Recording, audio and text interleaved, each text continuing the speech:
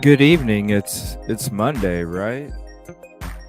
I don't remember anymore. I've had like 4 or 5 days off now. I don't even remember.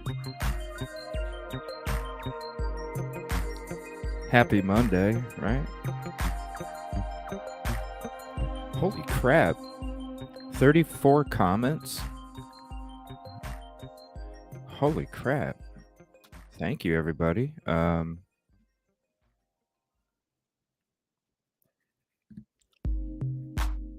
Let's see here. 1 second. Let me remove this.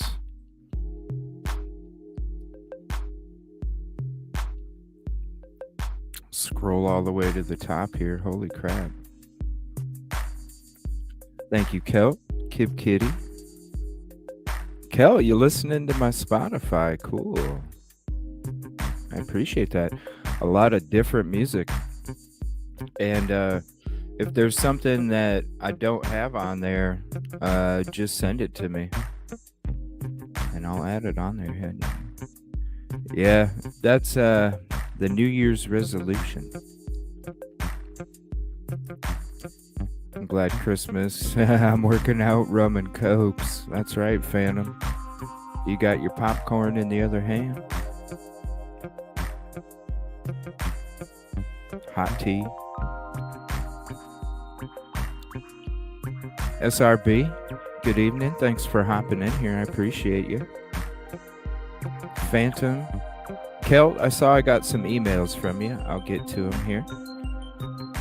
Thank you again. And thank you, everybody, for being so welcoming to SRB, too. I really appreciate that, showing all the love in the chat here. Thank you. Thank you, Kelt. Yeah, ATS had a... Speaking of ATS, let me throw her link up there. What a great live this morning. Man, I've been sleeping in the last couple days. This morning I was up so early to catch it, and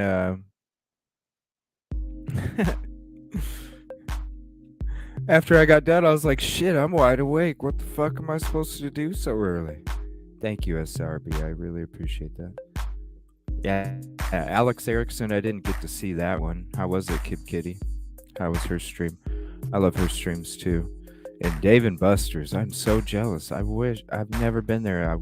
I need to get there sometime. Kelt does love that place. It is Kelt's second home, and Kelt is a creature of habit. Boom, boom, boom, boom. It's supposed to be 69 Thursday. I think here it's supposed to be like mid-30s or something.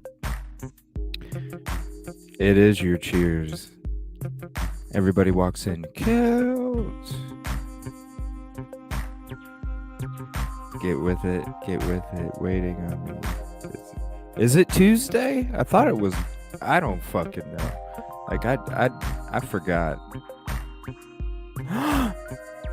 Today's your birthday. Well, happy freaking birthday, SRB. Holy crap. You going out and doing something fun tonight? Be safe if you are. We have cake in the house. Yeah, happy be there. Wow, I'm almost at the end of my chats here. Yeah, definitely follow ATS for some good stuff there. Popcorn in the other hand, I do it. I tried to quit celebrating at 30. I was going to say 27. I don't know. Yeah, happy birthday. I wish I could come to Dave and Buster's. I've always wanted to go there, for real. Always wanted to go there. Do we have a birthday song? No. Hey, you know what? I'll look something up, though. How about that? You're staying in? Aw. Well, whatever you prefer to do, you know? It's your day. Uh,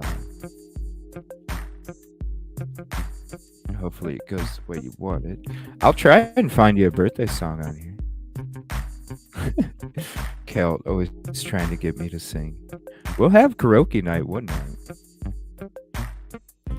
I just need more people than myself to be singing. It's not a CJ singing night. We got a bunch of stuff. Man, that JRL is putting out some videos like a motherfucker, huh? It was kind of slow at one neighbor scene moving out. It was kind of slow at one point while I was going through my last day and a half of sub, just to see if I could find. And there for a while I was like, shit, is this all it's gonna be tonight? I'm just looking over the breaking news real quick. And then we'll get to the all the goodies.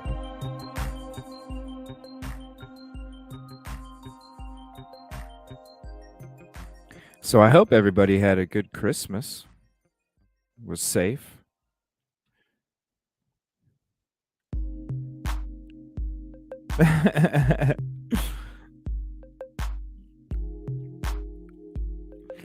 Yeah, that nobody wants to hear me sing. Kel, what are you talking about? What are you talking about? All right, let me go to the show folder here. Oh, you know what? Let me go to emails first.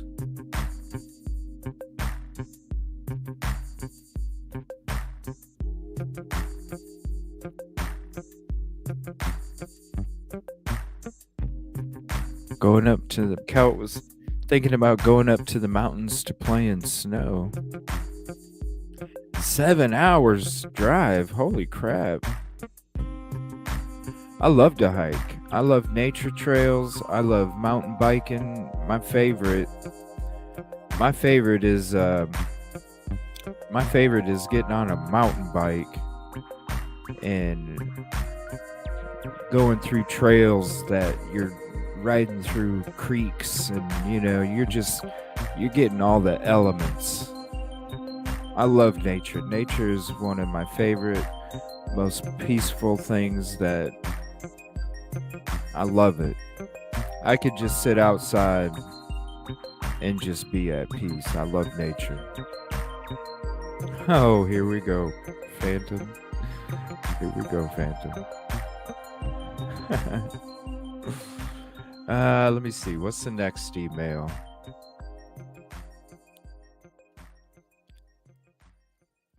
What do we got here? Bed crime story. Let me make sure, because I might have this already. Let me check real quick. Thank you for the link, Phantom. Because we do like that bed crime stories channel on here. Snowmobiling. Oh my gosh, I haven't been snowmobiling in so long. Oh man. Hit them hills and go flying. Oh, I love it. Love it. I just hate the cold anymore. I don't mind the damn snow. It's the freaking cold. I can deal with snow. I can go skiing. I can do all that. It's just the damn cold. All right, let me see if I got that video real quick.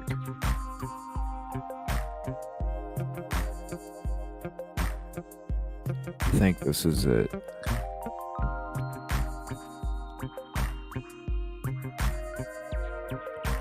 First criminal profile. Yep, that's the one. Thank you for that, Cal. Kib Kitty, did you send me something? I can't remember if you did or not. Let me check real quick. We don't seem to get enough snow the last couple of years, though, really? Nobody said you were sending me dirty emails, Kel. Okay, I don't think I got nothing.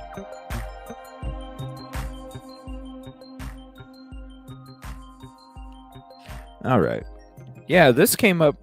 I was like, the forgotten interview with Candace. What was that? Now, I didn't dive too much into this one. Nor have I really researched too much about it. I just, I was on a lot of crime channels and stuff. But,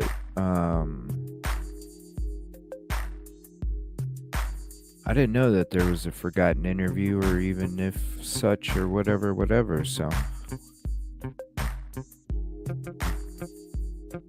I thought there was some other videos here. Okay, so let me get rid of these because I already looked at those. You're senile. We don't see me. Phantom still singing. We never did watch this video about unusual facts about chocolate, but we'll get to that later if there's time. We still haven't got to that, but I'm really interested to hear what the hell they gotta say about what's so unusual about chocolate. Substations. Nah. Alright, there's some JLR reporter room, bed crime stories, since this was the first link that I got sent to me. And this was a new sub a few days ago, Duckin' Felonies. I appreciate you subbing. And I went ahead and subbed back because they do have some videos on there about some stuff. So, are we playing trivia tonight? Probably not. I was actually, ooh, let me turn this music down. I'm sorry.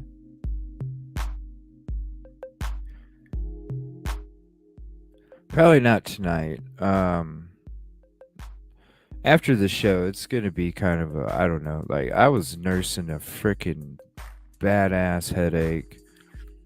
I even didn't put out the notification for tonight's show until an hour and a half before I was doing it, just because I really honestly didn't know if I was even going to do the show because my head was hurting so bad. But literally like 15-20 minutes before everything I had to hit live, it started to settle down. I was like, okay. So I don't know. It's just going to see how I feel. Probably not trivia because you're talking like 2 hours. But I would love to get everybody on Twitch and us do Jackbox games or something. Whatever night we can schedule it. That'd be really cool. Let me throw out my Twitch link real quick. I know I set up a bot today to kind of throw shit out there every here and there. So you'll probably see the Twitch message come up at some point. But here's my Twitch link. If you're not following me on Twitch, follow me on Twitch, and then we'll do Jackbox when we can get everybody together one night. And then we can all be in the game show. I might stream after the show on Twitch with some GTA or something like that. Maybe some Fortnite. I'm not sure. It just depends what I'm feeling.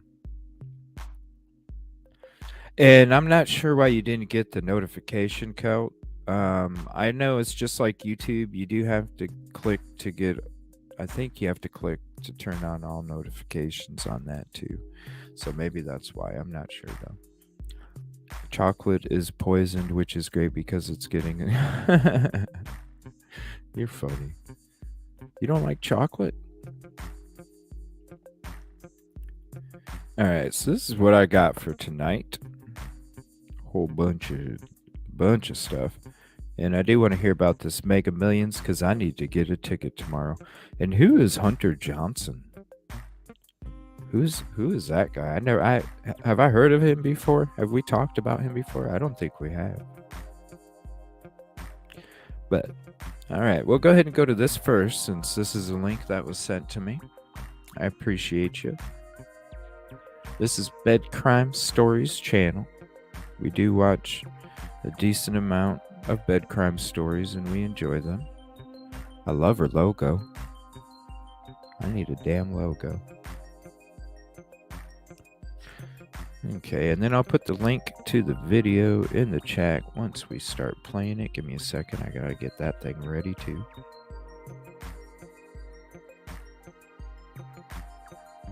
I hope you're all cozy tonight. I am. I got my heated chair with the massage thing going. I got my little space heater in front of me, and I got me my fleece Cowboys blanket.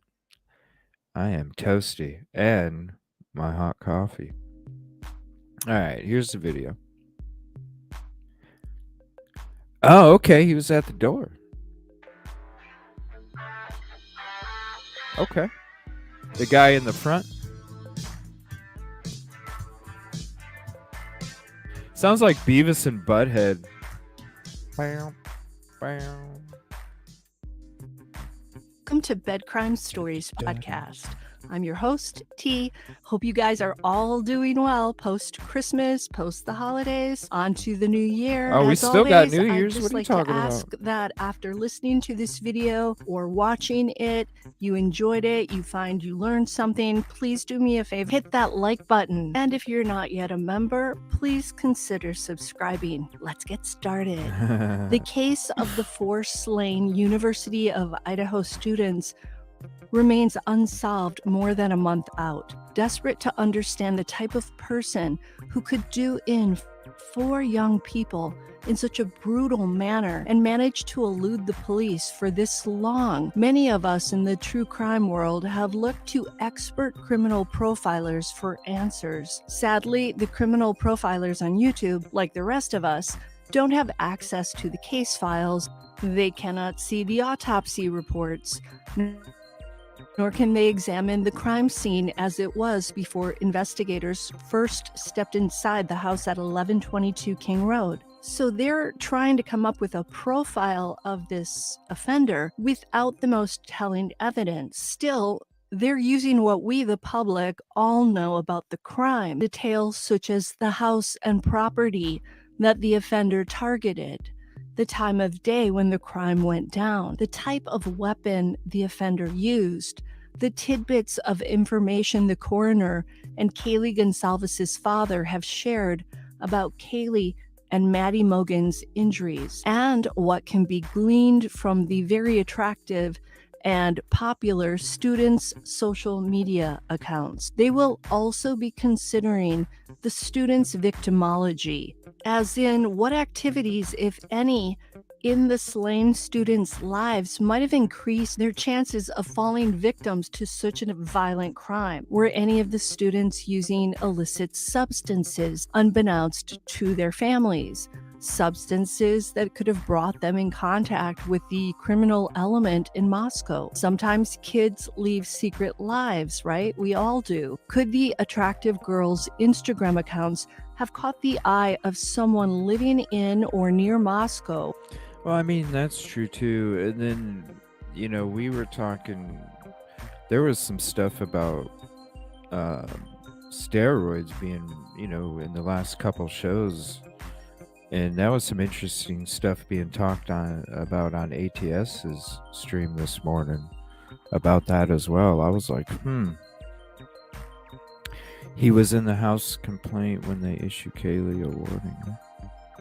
Oh, so that wasn't her ex-boyfriend standing there when she was wearing the tan dress in the daytime? So he's...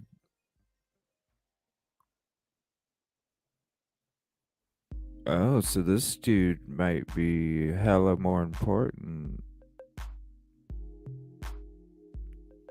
That's interesting, chat.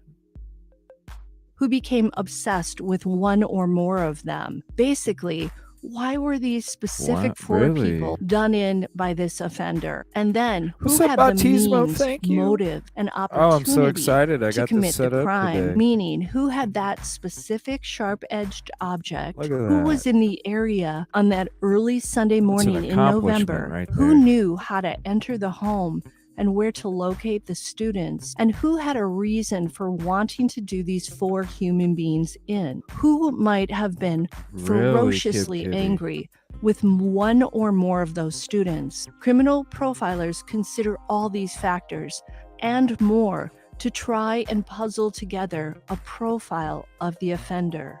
Today, I want to talk about the world's first official crime profiler, now retired FBI Special Agent John E. Douglas. who was part of the Federal Bureau of Investigation's Behavioral Unit. No one can be a savvy true crime aficionado if they don't know who John E. Douglas is. As I discuss Douglas, I will be sharing some of the tenets that enabled him to track. Yeah, the one where she was wearing the tan dress in the daytime, right? SRB? That's what I was. Is that what you're asking about too? Because I was thinking that was the X, if we're talking about the same thing. Down numerous serialists, tenets that I believe the Moscow Police Department Really? and What? the FBI special agents are likely following right Ooh, now on the case in Moscow, That's Idaho. the next video. And the best way to share John E. Douglas's methods is to tell a bed crime story. It involves a chilling case out of South Carolina, something akin to a Silence of the Lamb's tale, only it's true. And Douglas was instrumental in solving it. What? So sit back by the fire, grab a hot drink, and allow me to take you on a journey. On June 3rd, 1985, a call came into the federal. Oh, man. It sucks that this is so long. Does she talk about this? Hold on.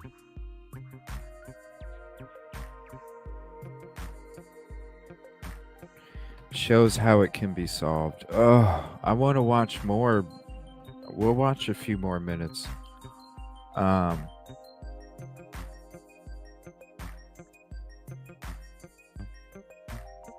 Learn about the legendary criminal profiler John E. Douglas and how he went about tracking down serialists through the telling of the most heinous case that occurred in South Carolina in the 1980s.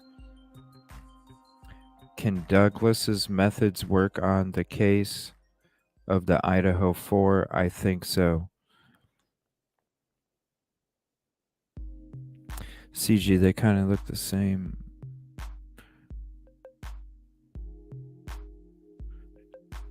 So, do you, and I know this is speculation, but are you guys thinking he was a love interest or something? That's pretty crazy. He's popping up.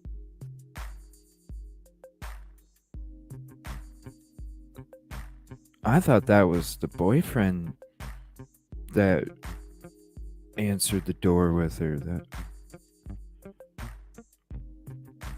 Wow. That's crazy. I'm going to play a couple more minutes of this, but I'm going to put the link back up in the chat, and then maybe I'll save it for another night. Yeah, you know what? I'm going to, because I would love to hear this story, but with it being 20 some minutes, let me save it for another night this week when we're gonna pick from stuff after we go through everything one evening. It won't take long, but I definitely want to hear that story, so I'm gonna save that one. In the house and wait. I'm wondering if they did hide too, At first, I thought they were always like chilling in the back, went through the sliding glass door. And then a few days ago, I started, when we started looking up Danny Rolling and how he would wait, and it was just like, wait a minute. Maybe they did. Not saying that any possibility isn't, because I mean, shit, it could be a whole number of things. Anybody could be right, This is interesting. So let's check out this channel real quick. Since this guy's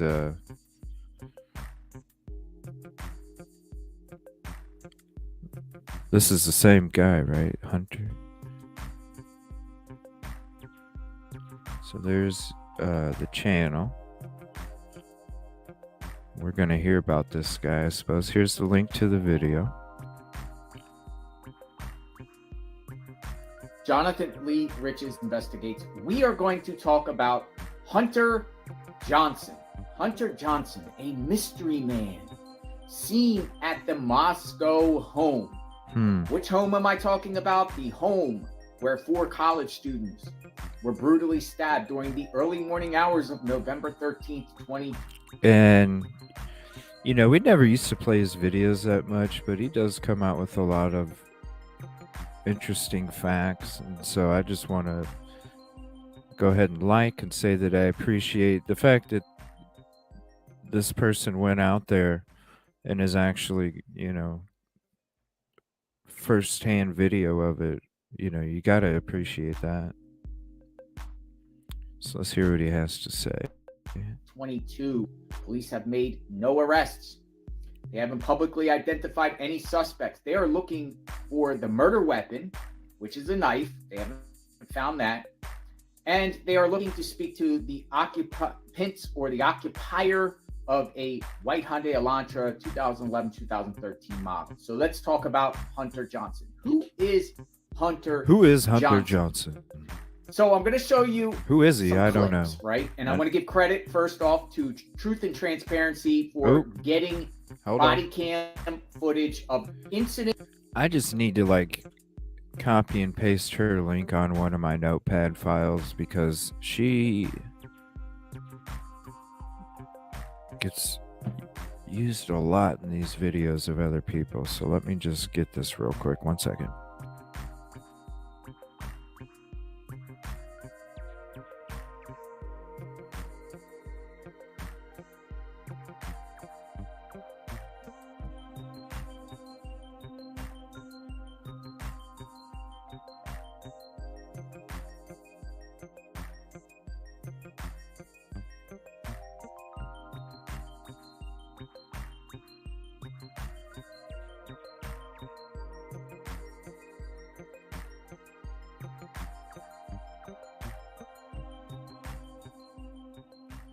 Is there another one out there? Because hold on 1 second.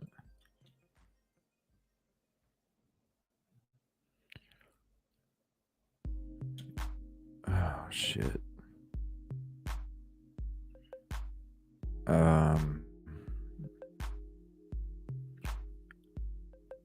That happened. Let me see. At the Moscow home is there a prior to when these stabbings happened? And I'm going to show you this first clip from August 16th, 2022, and then we will discuss. Is there a couple different? Perfect. Over here. See, I see that, but I don't see those videos on this Truth and Transparency that I went to. Okay, there's the. Is this the page right here? Does anybody know? Cynthia Games, thank you for hopping in. I appreciate it. Very good work. I want to make sure that I credit the correct sources for what he's using. Is this the channel? I just want to make sure because I didn't see anything. Yeah, thank you for hopping in, Cynthia. Is this the Truth and Transparency? Does anybody know? I just want to make sure that I credit the right person here.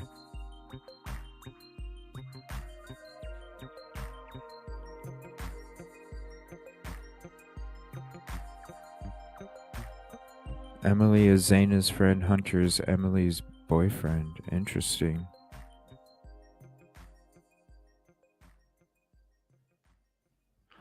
Yeah, I mean, very determined. You show up.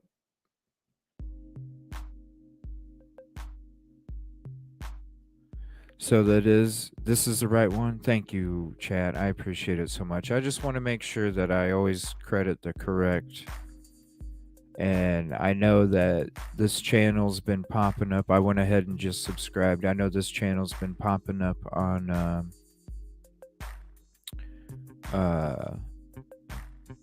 other people's stuff, so I want to make sure that I also throw that in there. If they're not, I want to. Okay. So thank you. I really appreciate your help with that. Okay, so here is Truth and Transparency's link. So we're going to put that up there. And I need to save this in a notepad because I'm probably going to keep using channels that use her stuff. So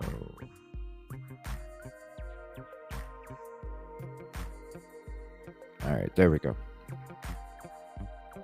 Sorry about that, everybody.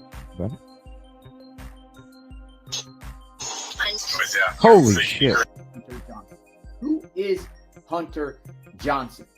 Damn, So I'm that's going to loud. show you some clips, right? And I want to give credit first off to Truth and Transparency for getting footage of incidents that happened at the Moscow home prior Yeah, to thank when you, these Truth stabbings and happened. And I'm going to Transparency. show A lot you of this stuff. first clip from August 16th, 2022.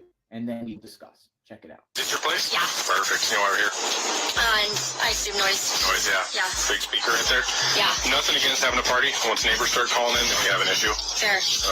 You go to school? Yeah. Okay. What year? Senior. Senior. Okay. So I'll tell you the same thing I told them. You probably know the drill, right? Actually, no. Oh, okay. So usually, at least for me, I'll give you a verbal warning. Okay. Once I have neighbors calling in, your music's too loud. You're disturbing the peace. Yeah. Nothing against having parties. Nothing against having people over who are overage to drink. Mhm. But again, once we start disturbing the neighbors, then we've got an issue. Yeah. Noise ticket is up to 300. Yeah, somewhere around 300. Okay, it's a pretty expensive ticket. I don't want to give that to you. That being said, this is your place, so I'm going to hold you responsible. Because it is your place, you're also responsible for everybody here. Yeah. So I'm going to grab your info. Yeah. And if I do have to come back here, a $300 some ticket's coming your way. Okay. And it only gets more expensive from there. Is that fair? Yeah, that's fair. Absolutely. Actually, let's just do it this. What's the phone number for you? 208-640.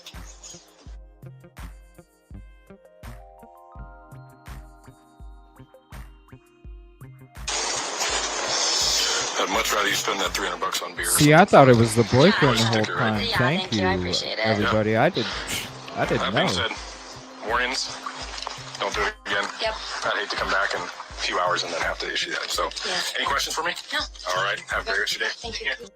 So that guy right there, he has a necklace, blue shirt. That is Hunter Johnson. That is Hunter Johnson. That and curtain's notice messing with there in that body cam footage comes out the back sliding glass door with Kaylee, and I'm told that Kaylee just got that house around that time, just moved into that house around that time. I don't know the truth to that, but notice what's on Hunter's arms.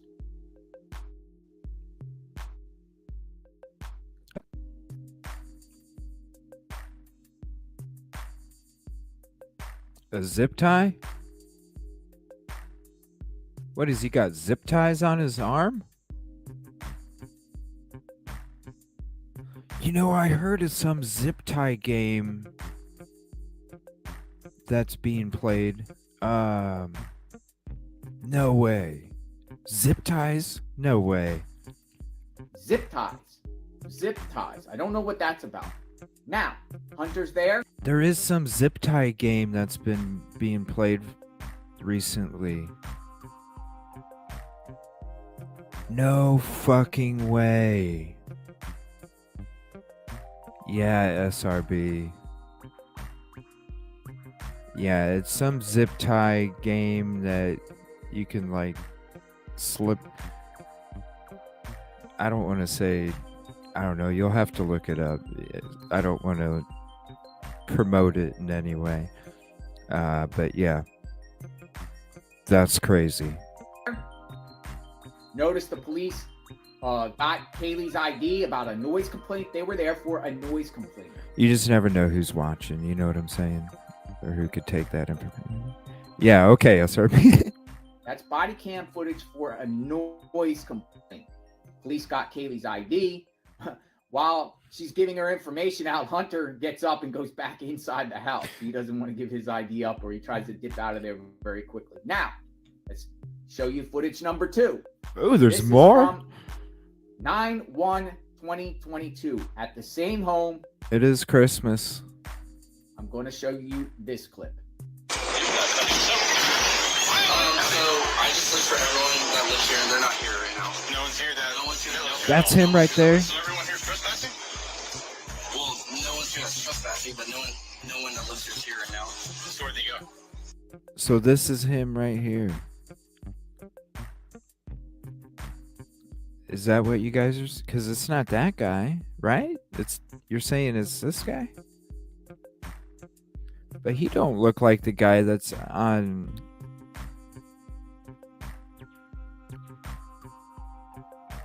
What, this guy?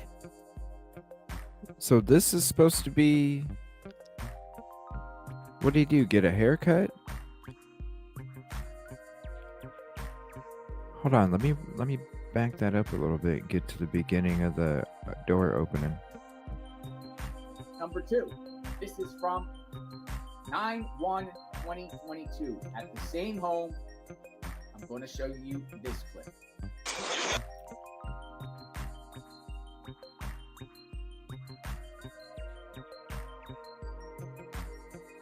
We'll go halves.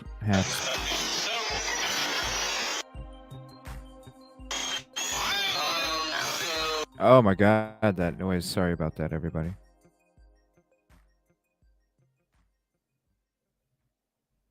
So that's the guy?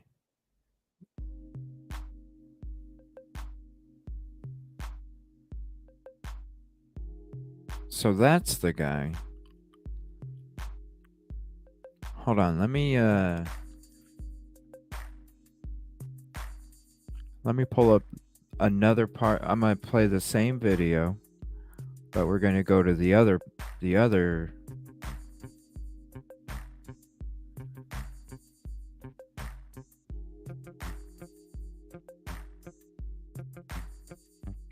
All right, hold on. We're gonna compare these. 1 second. That being said, warnings. Don't do it again. So he went I need to come inside. back in a few hours and then have to issue that. So, any questions? Yeah. Nothing against having a party. Once the neighbors start calling in, we have an issue. Fair. Okay. I mean, from the side, I can see it even looking like him. Hold on. You go to school? Yeah. Okay. What year? Senior. Senior. Okay. So I'll tell you the same thing I told them. You probably know the drill, right? Actually, no. Oh, okay. So usually, at least for me, I'll give you a verbal warning. Okay. Once I have neighbors calling in, your music's too loud. You're disturbing the peace. Yeah. Nothing against having parties. Nothing against having people over who are.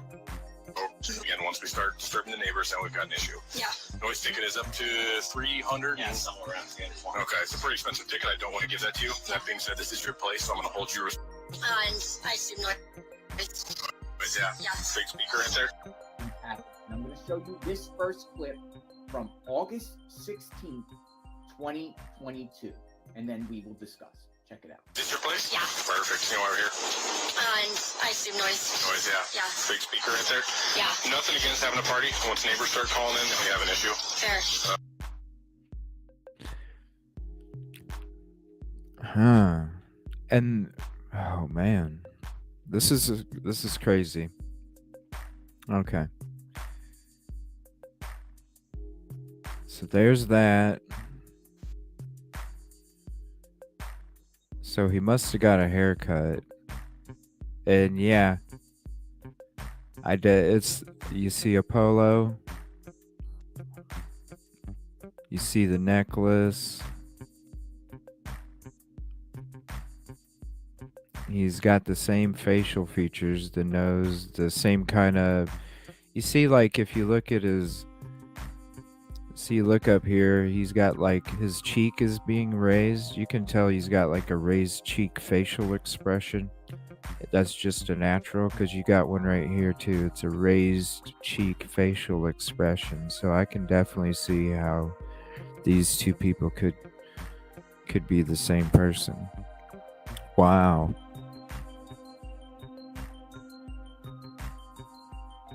You know what I mean? And then also, when it comes to this zip tie game,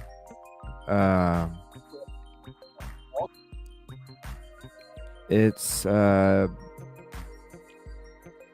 They have drinking games kind of like that, but this is the zip tie game is more of a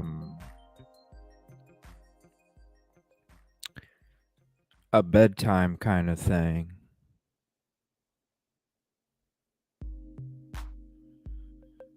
Or it could be like a practical joke kind of thing too, which really, if you're getting zip ties, is it really a practical joke? But yeah, there's a zip tie game out there, and I don't remember where I heard it, and it might even have been on one of the videos that we watched. Something about a zip tie aspect to it, and that's why it was so easy. There's so many theories out there, and then to try and remember where you heard this one and that one, if it isn't within the last day or two, sometimes it gets boggled. Yeah. And that's what I was thinking too, SRB. He must be there pretty often to be in both of these videos, because I thought the other video, it was just two random people, and then with this video, I thought that was the boyfriend. But thank you everybody for pointing that out. That's not the case at all. I would have thought that it was the boyfriend the whole time. So I want to see how this dude reacts in this video here. I'm gonna show you this clip. Whoops, I forgot it was on half speed. Ooh, you know what? Let's do 1.25. Get through them a little quicker. So I just looked for everyone that lives here, and they're not here right now. Oh, that noise. No one's here that lives. So everyone here is trespassing? Well, no one's here that's trespassing, but no one that lives here right now. So where'd they go?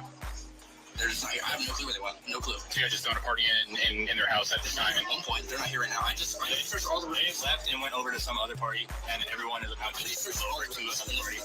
Who does live here? What are their names? I am actually not sure. I live across the street. I just came over. I haven't drank drop. Male, female? I think it's mainly females. I think it's like 4 people. What sorority are they affiliated with? I don't know. I don't know if they're associated with the. So guarantee they're associated with the sorority. So many of them are living here. It's an off-campus sorority house. I've been a cop for 22 years here. I'm not stupid. Don't play good games with me.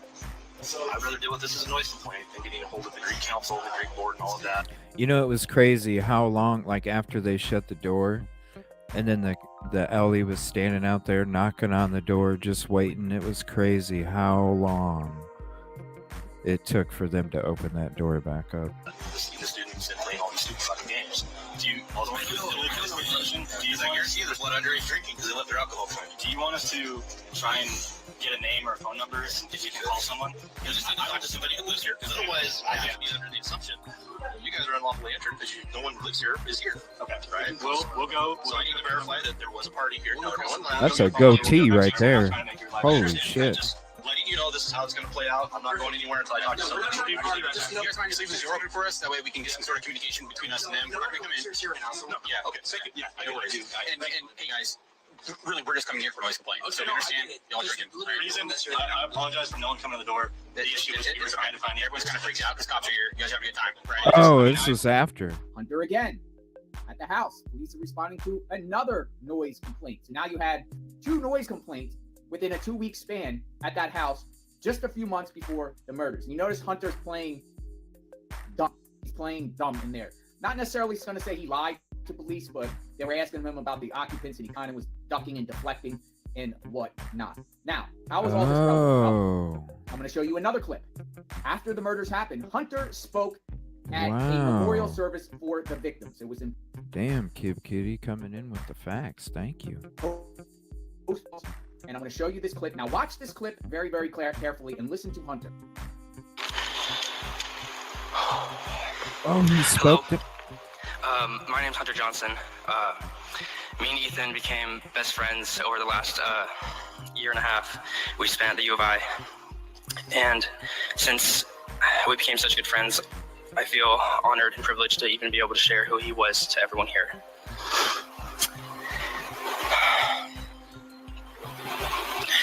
I met Ethan during Fall Rush of last year, and if you don't... Whoa, you know what? Remember those messages we were reading yesterday about the Fall Rush, and that's when everything started, and that's when this person... What's this dude's name? Hunter what? Hunter Johnson. No, it doesn't start with an L. Loach. Who was Loach? SRB, I just looked. Holy crap. Yeah. Wow, I just looked. I never noticed it. That's funny. That Fall Rush or something. That was being talked about in those messages about something from back from Fall Rush.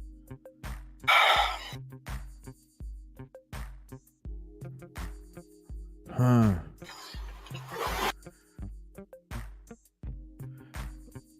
I had to put mine on today. What's Adam's last name? We were reading text messages about... Oh my gosh, I'm gonna have to go. I know I saved it.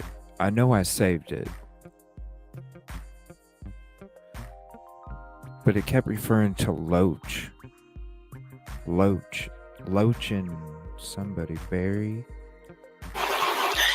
I met Ethan during Fall Rush of last year, and if you don't know what Rush looks like for fraternity guys, it's you're coming in as a freshman and you're walking to 10 different fraternity houses and talking to 100 different guys, trying to understand all of them and see if you fit in with them.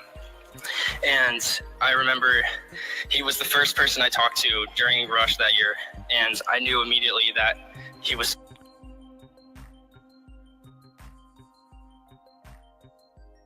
David Loach and David B.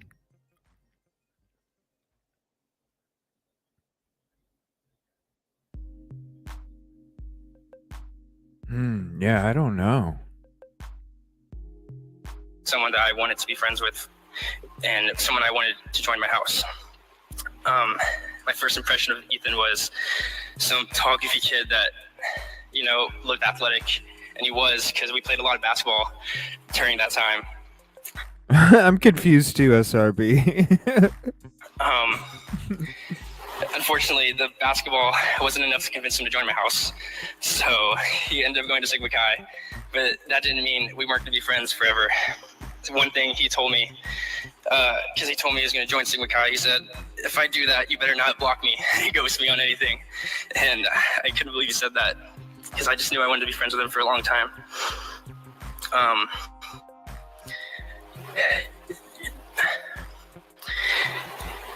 He had such an infectious smile and a charismatic personality. And if you knew anything about Xana as well, they were very similar in how they acted together. Me and Ethan shared a lot of memories together. Usually at a party where me and him would be controlling the aux and be singing at the top of our lungs any country music song with 50 other people in there not saying a word, just us singing as loud as we could. Some of my other favorite memories that I had with Ethan also included Xana, and those were the times we spent on the golf course. Me, Ethan, Xana, and Emily, we went a lot over the summer and before summer. Exactly. And you knew it was going to be a good time when we went golfing, when we had more drinks in our bag than we did golf. Yeah, that's right. That's what we were reading. I think it was yesterday or it was the night before. Unedited. It didn't have any of the smudges on it or anything. Yeah, Loach and Barry, but I think Barry was spelled with an I, though. I can't remember. I remember something like that. It is confusing. Golf balls trying to make sense of all the names and stuff. And we usually had to send Xana and Emily to It's almost like I need like a whiteboard over there or something where we can just have everything written down and then look over to it. Right?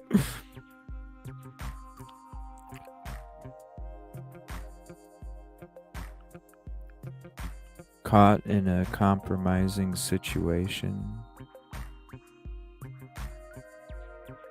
Oh, is that the one that you were saying that Ethan saw or something? Sorry, my head. I can't remember if it was yesterday or the night before. My head's bugging. But I do remember you saying something about Ethan noticing something or something, Kid Kitty. Is that what you were talking about? go throughout the forest to look for more golf balls for us because we ended up losing so many. If you knew Ethan, he was never angry about anything. He would never get upset. You couldn't upset him ever. And one time we went to play 18 holes and he wanted to bet money every hole, $2 every hole. Skins. If you won the hole, you got $2. If you tied, you didn't get it, it just turned to $4 the next hole. And I remember he won the first hole. He whooped me, actually, that first hole. And I remember him being so happy, and he was pretty confident going up to the next hole. Unfortunately for Ethan, I ended up winning the next 17 holes.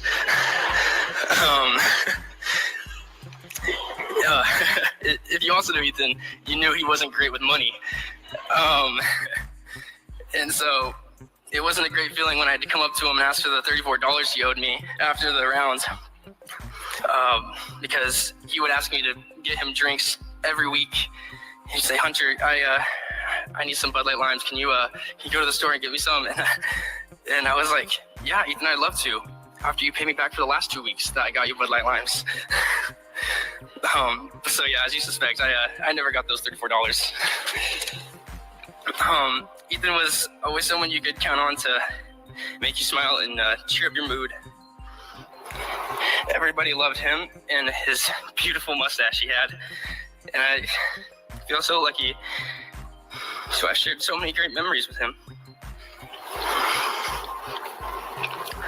I'm gonna miss our favorite Moana songs we would sing together. Me visiting you and Xana at your parents' house with Emily, and you guys also coming to my cabin and hanging out with my family,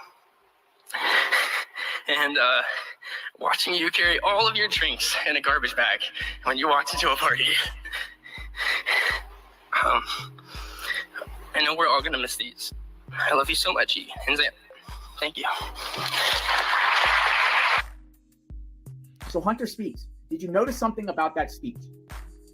I didn't really notice anything, but I'm interested to see what he did. Sorry you had the flu. I think I had it there too. I was sick for almost a month. And just hang out and shoot. We all kind of go through it together with a chilled out, mellow approach. So it is a lot of characters to keep up with, Cynthia. That's for damn sure, especially for this one. Usually it's not like this, but with this one, it's crazy. There's so many people's names, and not only that, but some of them are so similar too. I mean, I thought, I didn't see a lot of sniffling and stuff. That was the only thing that I noticed, That was the only thing. I feel like I might even had like a new COVID or something, SRB, because like usually my immune system's kicking and I'm good. I barely ever get sick, and I got sick like I haven't got sick since COVID came out a couple years ago. But yeah, it was and then I mean hell, it was like 2 or 3 weeks it started till I even started feeling better after I didn't feel like a bus hit me. It was crazy.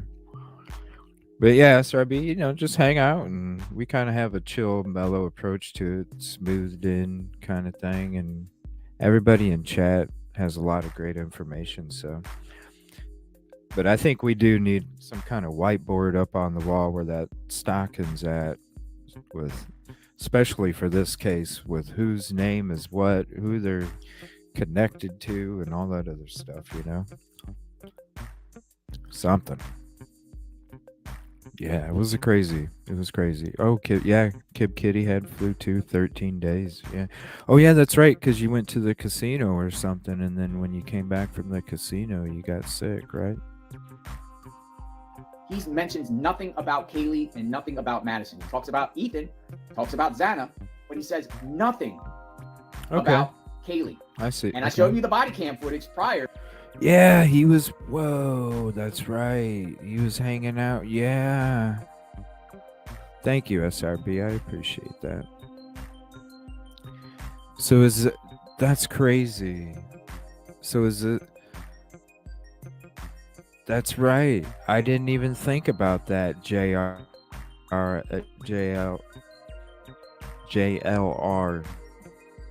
Kaylee and nothing about Madison. He talks about I didn't Ethan, even think of that. Talks about Xana, but he says nothing about That's right. Kaylee. And I showed you the body cam footage prior. On the 16th, he's coming out the sliding glass door with Kaylee. Why didn't he mention Kaylee? Right. Why didn't Hunter mention Kaylee Right. at that memorial service, paying respect? He didn't say anything about Madison either. This is Hunter.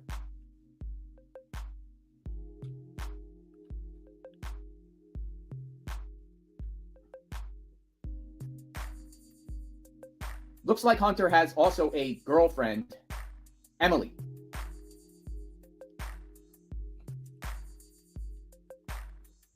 So that day, 8/16/2022, that Hunter came out the sliding glass door with Kaylee, do you think his girlfriend Emily knew? Do you think his girlfriend?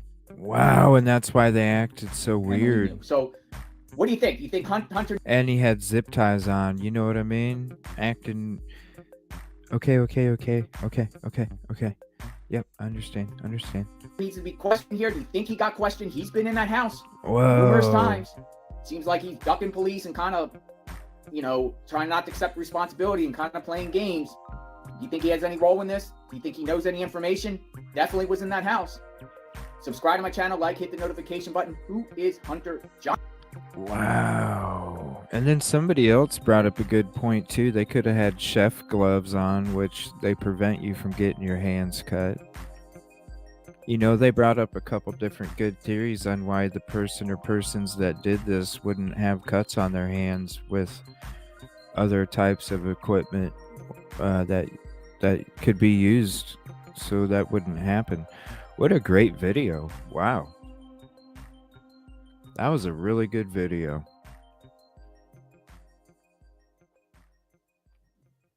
Oh, it took me to the beginning again. Yeah, I'm going to keep that one in the rotation for sure. That's a good video right there. All right, let me swoop down here again. Wow, we're already an hour into the show. Holy crap.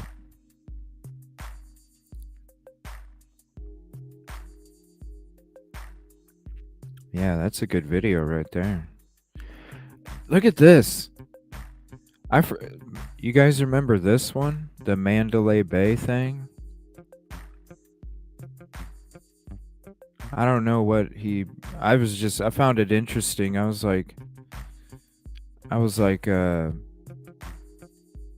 it's weird because it's like right in the rotation. See, 20 hours and 12 hours. Not like he was in Vegas or something, unless he went to Vegas for a night or something. I don't know, but I was like, holy crap, I remember that case. That was such a crazy freaking time period.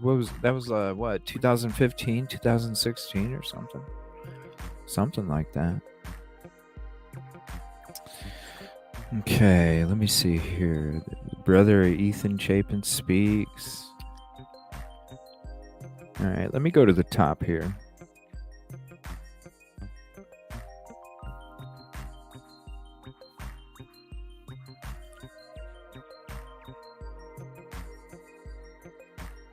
Yeah, we're definitely going to have to get into that video Probably won't be tonight. Maybe tomorrow. I know I'm going to be doing some more afternoon streams this week too, because I have the rest of the week off work. So I'll be doing a couple days where I'm doing afternoon streams as well as the nightly streams as well. So we will be getting to that video, and if we get into it, I'll definitely send you a message, Phantom, let you know if you're not hopped in. Let me see. Summer was top discovery so far. Let's check this one out real quick. Thank you everybody for hanging out. I appreciate it. Law and Crime. Love this channel.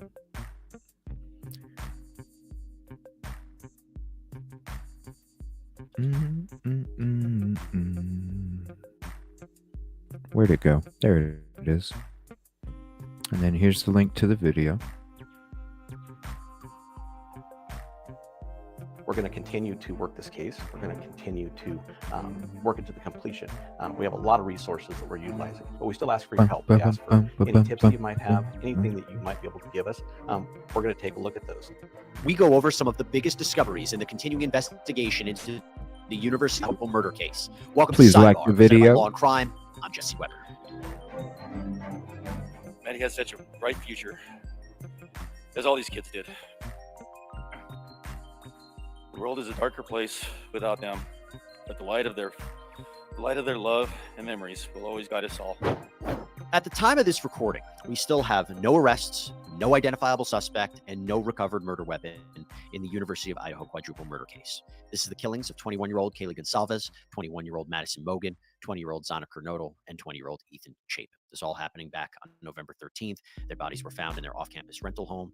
And while we don't have these major breakthroughs that we're all hoping for, there have been some significant discoveries in this case that we want to talk about. And the first one of the major discoveries is the house itself, because we learned where the victims' bodies were found and presumably killed. I'm talking about the third and second floors. But that's not all, because we also learned that the 4 victims were not the only ones in that house. That's right. 2 roommates were on the ground floor that very night, and they were not harmed in any way. So that brings up some very interesting questions. For example, why weren't they attacked? Where did the killer or the killers enter from? What was the order of the killings? How did the killer or killers escape the house? And how did these roommates not hear anything? Well, we don't know where they entered. We don't know if they entered through the front door or the second story slider that goes into the kitchen. Just from law enforcement reports and video, they're spending a lot of time at the sliding glass door. Looks like they're throwing some fingerprint dust on there, maybe some other chemicals on there to see if they can find any kind of evidence of blood or fingerprints. But I didn't really see them spending a whole lot of time on that. So they could have entered up to the tree line. But right now, there's no reports on which way they did enter. There's a ladder on the side of the house people have been talking about. But we don't know if that ladder was there before, if it was used to gain entry somewhere else. It's unknown at this time. It's all speculation. Now, the roommates have been ruled out as suspects, but what we also know is that there was this 911 phone call that was placed by either one or both of the roommates the next day. It's possible there were other people there as well. That 911 phone call hasn't been released, so we don't know what the contents of it are. We don't know what was said. It's definitely going to provide a lot more details for us to understand. But it should be noted that when we talk about communication, the authorities have had a mess with communication. They were bad, whether the students were the target of this attack or the house was the target, and that was between the prosecutor's office and the Moscow Police Department. But speaking of communication, another big discovery or revelation in this case was how these people died. That is, they were stabbed to death, which, if any, is very different from shootings. And that is a great point, Phantom. Like, seriously, all of them people were already there before the EMT even showed up for the unconscious person that was called in. It's just crazy. So you can imagine how contaminated that scene was before they even showed up. Stabbings are up close. They are, and many times, and as we've seen it here on the Law and Crime Network, it's arguably personal. Now, I'm not entertaining any speculation at that point, but this is what we have to think about with this kind of attack. And what's also been reported that some have had defensive wounds, indicating that they may have fought off the attacker or the attackers, which creates a number of different questions in terms of forensics and DNA and what was left behind at the crime scene or on the attacker or attackers. As I mentioned, no murder weapon has been recovered, but it has been indicated that this was a sharp, fixed blade weapon, presumably a knife. There was even reporting that it was possibly a K-bar style knife. And the type of knife that they're talking about is a United States Marine Corps K-bar. So when I saw this, my thought is that, is this person prior military? A specific weapon, if they're talking about a K-bar, which is what this is, then there's a possibility that they need to look into military background of some kind. I should tell you that the general manager of a building supply store in Moscow told the media that the police had asked him whether he sold anyone K-Bar's brand knives, but police indicated that they aren't solely looking for that type of knife. Now, things took a very interesting turn when it was reported by the coroner, Kathy Mabbitt, that she spoke with the Gonsalves family about these autopsy findings. And that's when we heard from Stephen Gonsalves, Kaylee's father, that the wounds were different than Maddie's, that Kaylee's wounds were different from Maddie's, perhaps more excessive. And if that is true, it again makes you wonder whether Kaylee was the target. But this created drama as well. The coroner describing the gruesome details became a particular point of issue with the Gonsalves family attorney. I have issues with the coroner. Number one, expressing all of her opinions over the media at, I think, at inappropriate times, number one. Number two, making a personal phone call and describing graphic details of what she discovered and what she to the family. I don't think was beneficial in any way. I don't think she did it out of a place of spite. I think she did it because she was, trying to give them more details. But once you hear certain details, it's not helpful to the family. Another big discovery in this case was the release of body cam footage from the night of the murders. This became a very big topic of conversation amongst people online about what this video shows, or maybe I should say maybe shows. So body cam footage. Officers stopped students for possible underage drinking. This is unrelated to what happened to the victims, but this stop is actually occurring near the house. And as the officers are writing up these students at around 3:12 a.m., you can see in the far right-hand corner by this little light what appears to be people moving quickly away. Are they joggers? Are they running? Who are they? It's not clear. Now, those online have speculated that these could be the killers, but again, pure speculation. But that is not all, because then you hear this weird, high-pitched sound, and some have wondered if it was a scream. All right.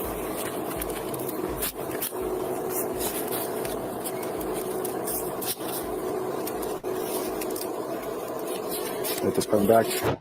We don't know what that is. We don't. It could be a car. It could be a voice. We just don't know.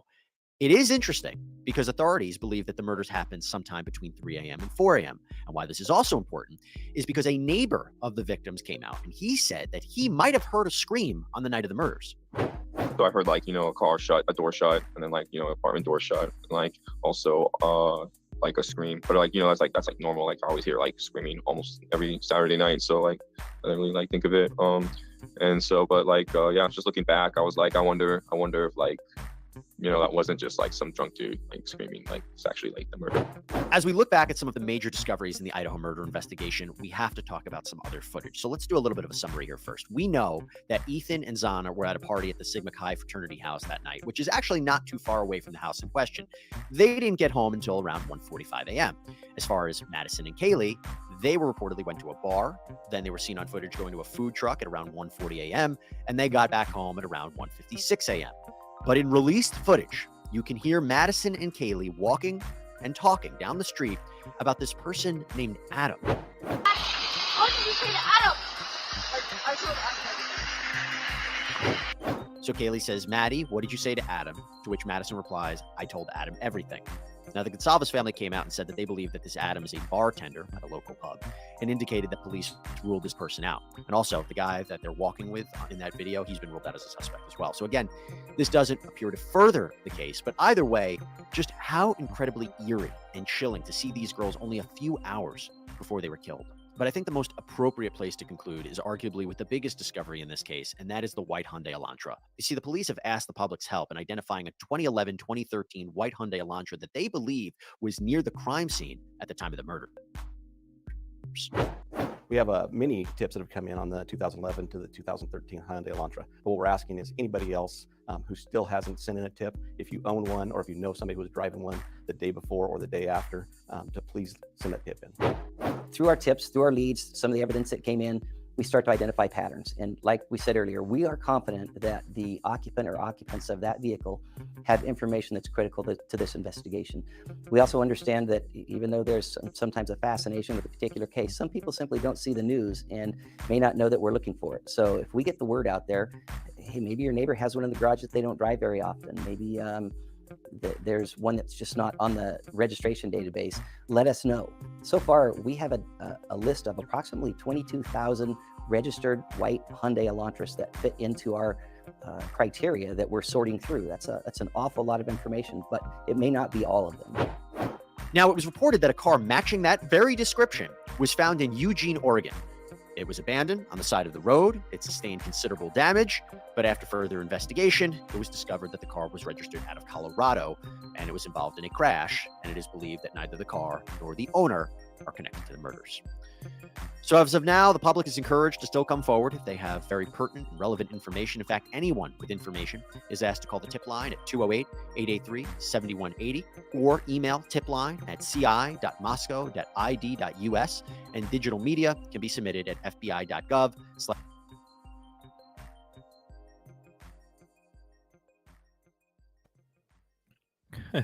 Hope you share. Yeah, it's still why did they call all their friends over there first? What do you guys think Hunter Johnson's relation is to all this now? Thank you, Cherry Cherry.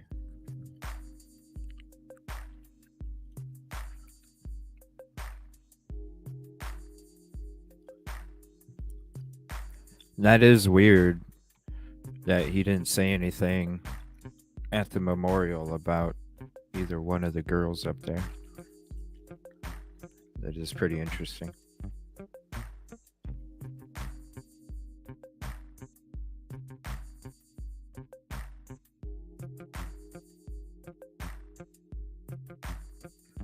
Leave that info up for a second and we'll go to the next video here.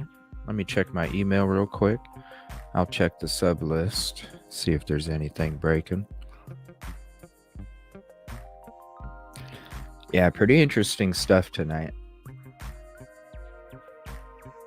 That's for sure. Let's see.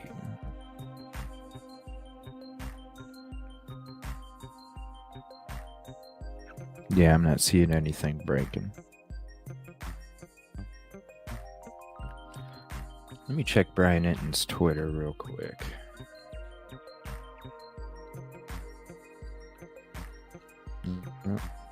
Nothing new there.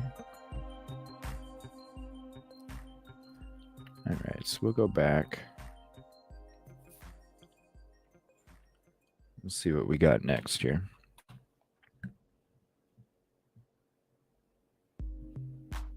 Put me at the top again. Hey, Josie, thanks for hopping on. Merry Christmas to you as well. Willow, thank you. Appreciate the sub. Thanks for hopping in as well. We're just talking some Idaho 4 stuff. That's interesting about that Hunter Johnson fella. Yeah, thanks for hopping in. Thanks for being new subs. We're definitely going to get into this video soon. So I have to plan at least 25, well, I'd say 35 minutes for that one. If it's 25 minutes, we got to pause it and all that shit. Talk about whatever stuff.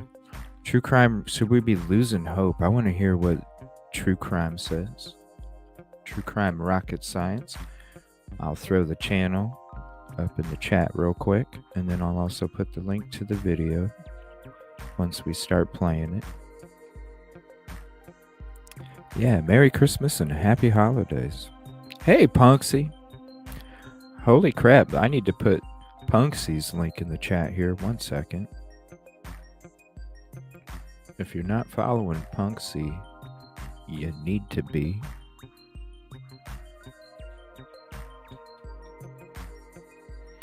Is Hunter Johnson the guy who's hanging around? Yes, the zip tie guy. Yeah, we just noticed that, Josie, the zip ties. I was like, what? Yeah. Oh, thank you for already subbing. Thank you. Appreciate it, Willow. I don't think they do, SRB. I really don't. There was this one interview from a few days ago where a reporter was asking Chief Fry if it was one or two people. I think it was Law and Crime Network, actually. If it was one or two people, and she responded with her shoulders shrugging, like they don't even know. I think they have the car, right? I don't think they have the plates, obviously, because they're looking through 22,000 vehicles. But I think they have the car on multiple videos. They just don't know who, and they just don't know, because I think there was the neighbor's house that got blurred out next to 1122 that is also blurred out. I think there was footage there that caught the car. There was footage at the gas station that they already released, and then there was also footage on Linda Lane. So you got 3 different, but they're not showing the footage or releasing the footage from the neighbor's property. Oh, thank you, Kib Kitty. I appreciate that. Yeah, it's crazy. Yeah, to me it doesn't, like, and then you also think about the evidence inside the property, right? Like if the friends were all up there, like going inside looking around before EMT even showed up for the unconscious person, before oh, thank you, before even LE showed up, you know what I'm saying? So you're trying, I hope they can separate the DNA. I heard that they can, so I think that's all they got, because then after that, if this person's walking out, they either left a footprint on the cement slab outside the sliding glass door, and then after that it was just rocks, leaves, twigs, so you can't get a footprint off that.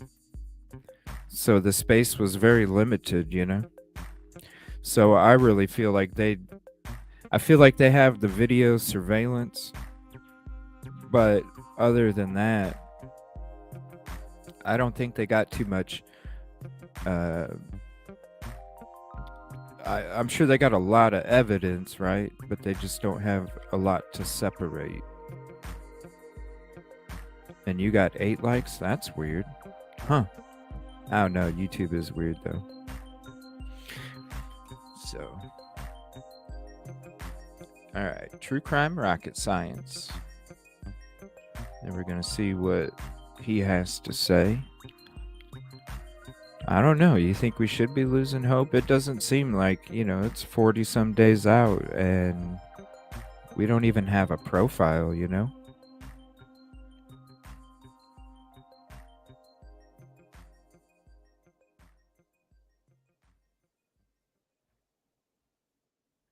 Yeah, they would have been soaked in it. It's just crazy. All right, here's the link to the video. Thank you, everybody, for hopping in. Sorry, my bot is a little late on the subs. All along that we need people to be vigilant. We need people to pay attention, because we're not sure exactly where the individual is.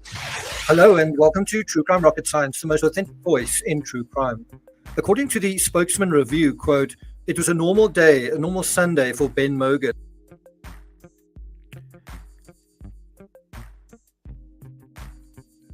Well, I mean, it could be a lot, 104 could be a lot, or it could be a little. It just depends on what the pieces of evidence are. And at the same time, like, 2 footprints on top of one another could be evidence too. I don't know. It just, I'm shocked that there's no reward. I'm really shocked that there's no profile. That there's no profile about any, even from the FBI. I'm just shocked there's no profile.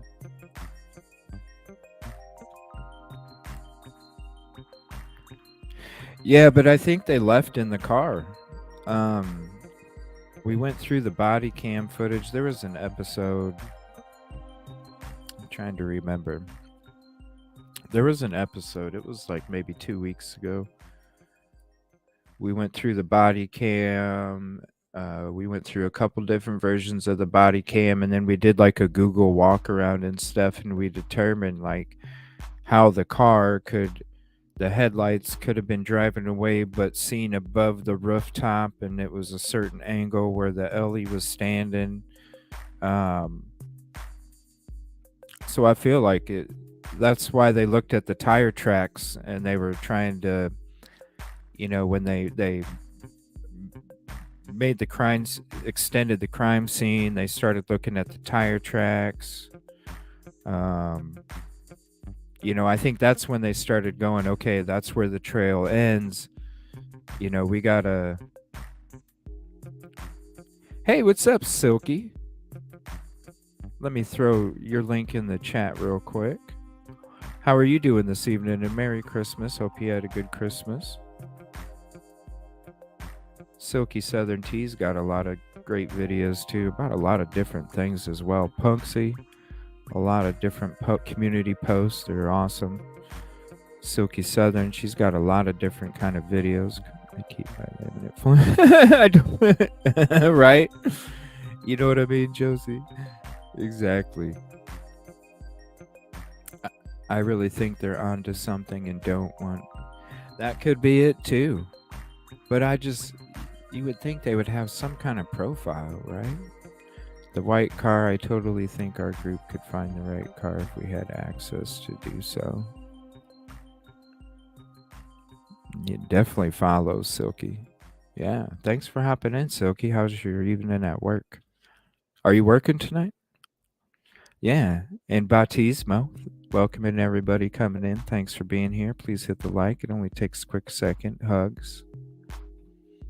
All right, now we're gonna get to this video here. Are they really?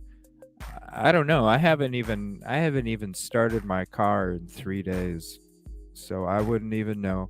I already planned on hunkering down during this cold spell, so I got all the food and everything I needed to just hunker down and not even have to leave.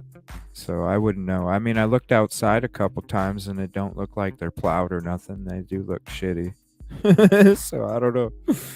I don't know though. I just stayed in. Really? That's interesting, Josie.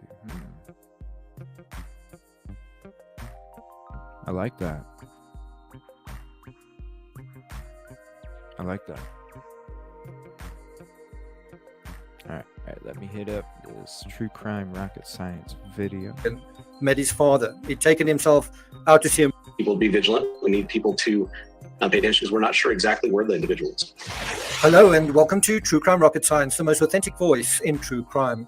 According to the Spokesman Review, quote, it was a normal day, a normal Sunday for Ben Mogan, met his father. He'd taken himself out to see a movie on November 13 when Karen Laramie, the mother of his daughter, Madison's mother, called.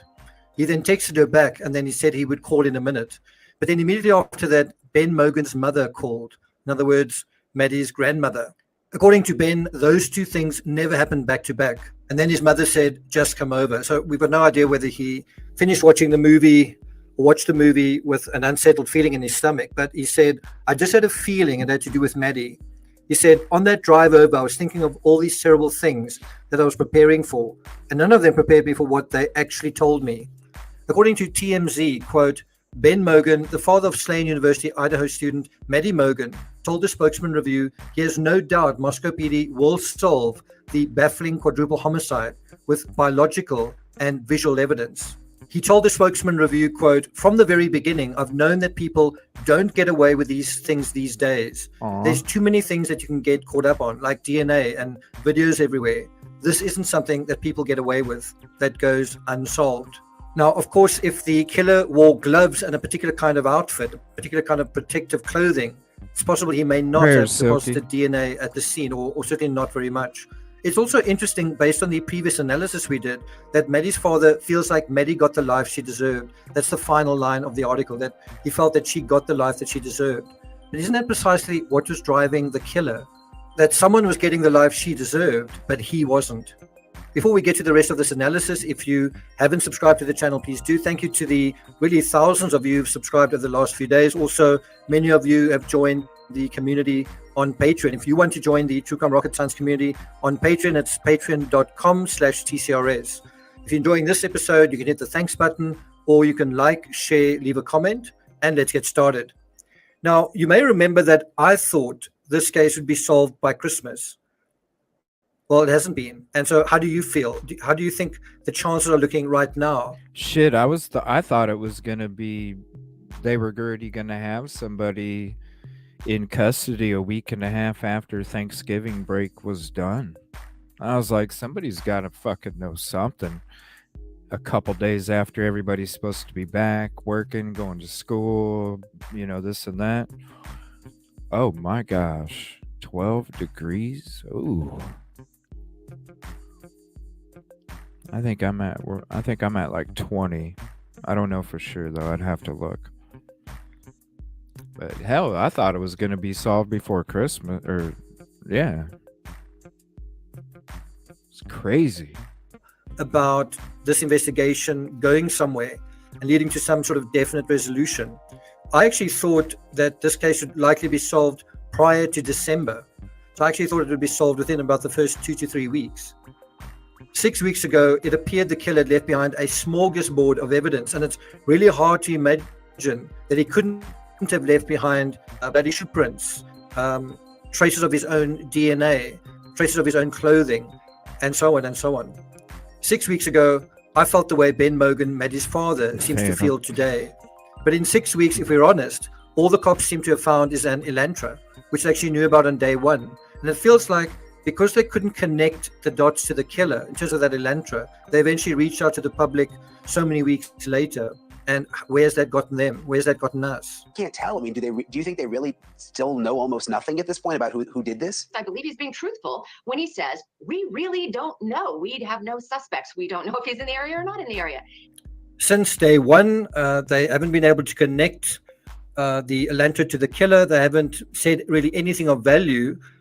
Anything they did say of value, they've walked back again. The only thing the cops have done that has really clarified anything is that they've cleared virtually everyone connected to the victims.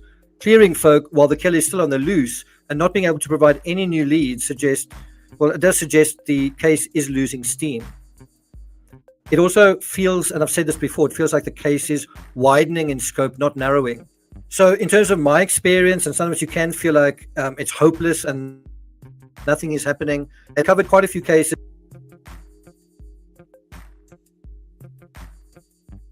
Really, Punksy? Yeah, I know what you mean. Huh.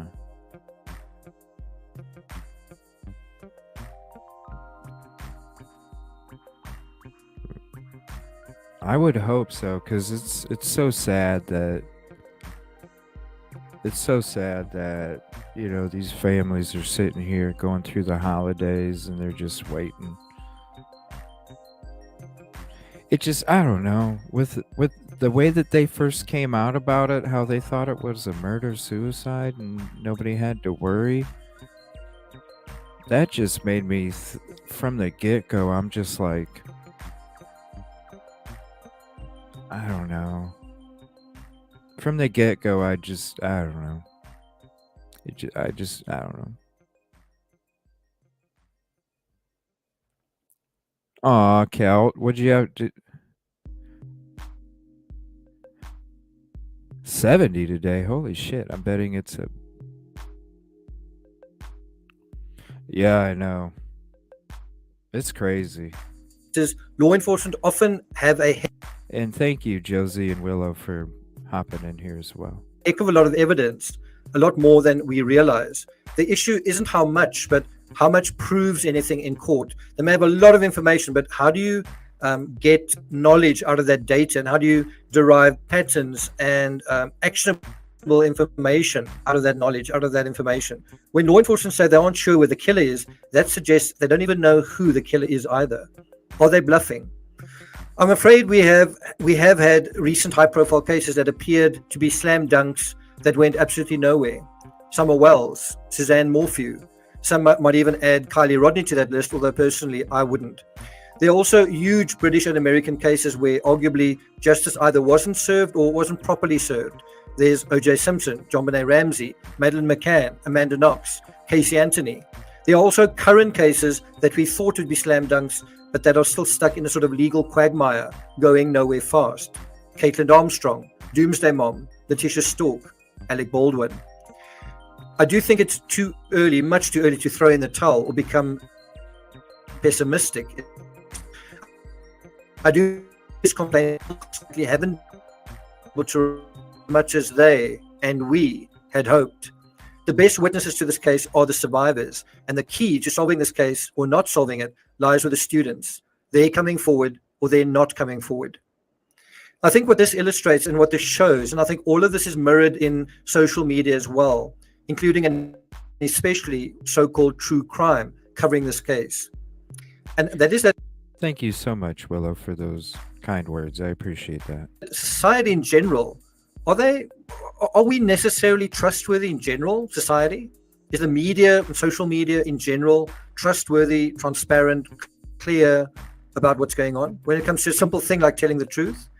Instead, we seem to be very good at embellishing, at exaggerating, fictionalizing, sensationalizing, dramatizing, Gorilla minimizing, Glue. advertising, or denying altogether. You and Gorilla I mean, haven't Glue. we been doing that?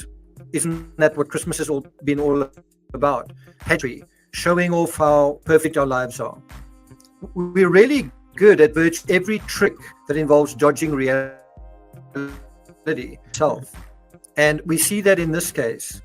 Yeah, you definitely don't want that. That's going to be toxic material, Colt. We see that in this case, and we also see case after case to case.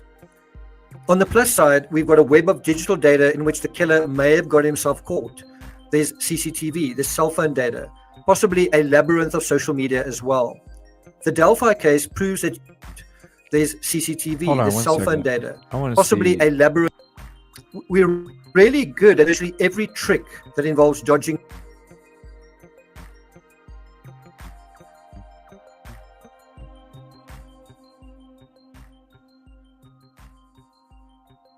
reality. We're just not that very good with reality itself. And we see that in this case. We see that in this case, and we also see it in case pageantry, showing off how Sorry, I might rewind it a couple times here real quick. perfect our lives are. We're really good at virtually every trick that involves dodging reality. We're just not that very good with reality itself. I don't see a And we camera see on that in those this corners. case. We see that in this case, and we also see it in case I wonder if after it was- case after case. On the plus I wonder if a camera was back at the other side of the house pointing this way then. side, we've got a web of digital data in which the killer. Oh, I'm so excited. I got my bot thingy set up today. That was one of the things I woke up. I was like, you know what? I'm going to get this stupid bot going. I love the emojis. I love emojis in chat. Haven't had a good game in months. Aw.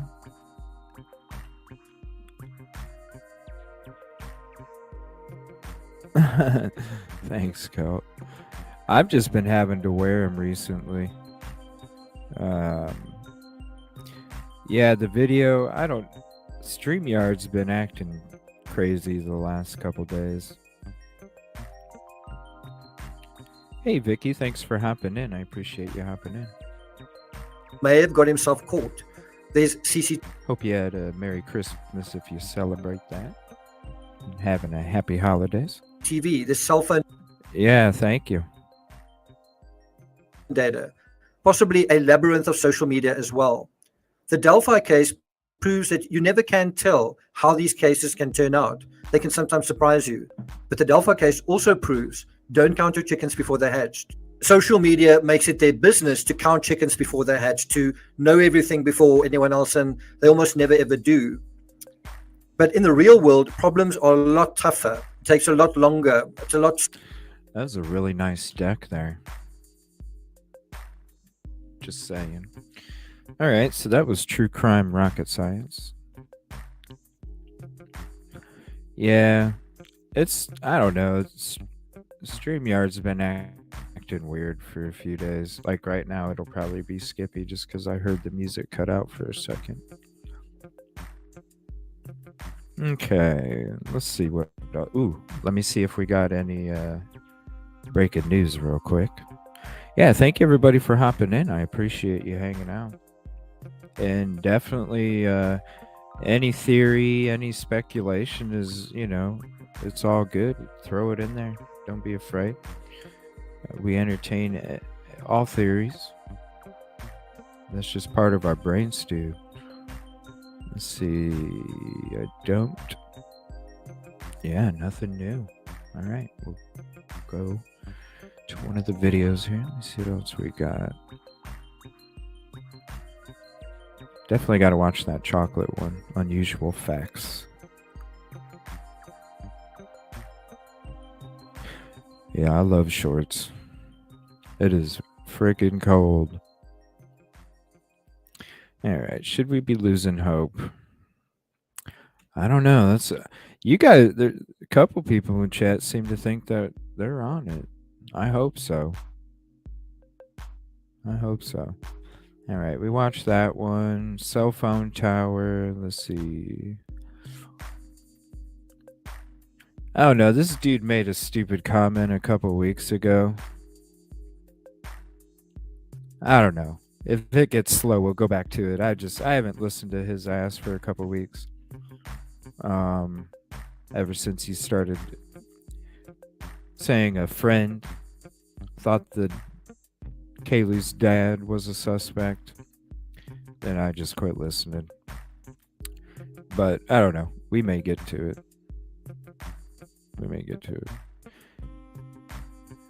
What? Erase my comment in which I wrote boy rather than bot? Alright, 1 second. What are you talking about? Hold on. I gotta wait for the YouTube chat to catch up.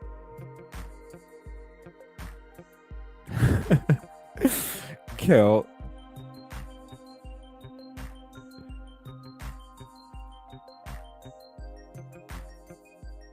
Where's it at? I see Gorilla Glue. Did you delete it already?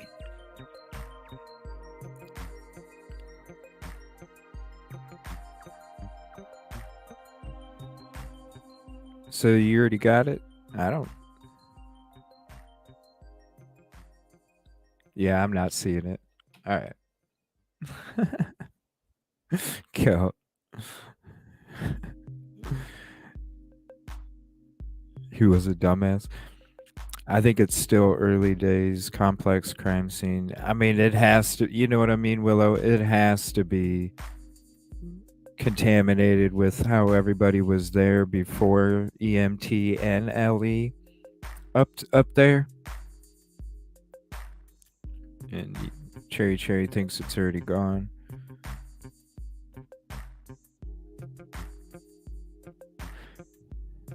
Yeah, I don't know. I didn't even notice it.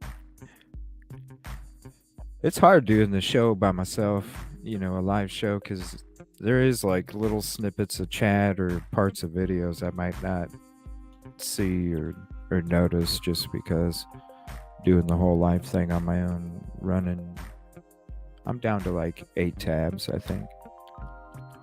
I hope they can separate it, Kel. I really do. All right, let's see what Fox News says. I really do hope they can, because I think that's their only hope. If they don't have actual, if they don't have any other evidence than the DNA and then video footage of a vehicle, I would hope they're able to separate the DNA. I hope. Justice, thank you for joining. And anybody, if you're not following Justice Served Daily, definitely a lot of good videos on Delphi and a lot of other interesting cases that go on. Definitely give her a sub. Thanks for hopping in. Appreciate it, Justice. How are you feeling?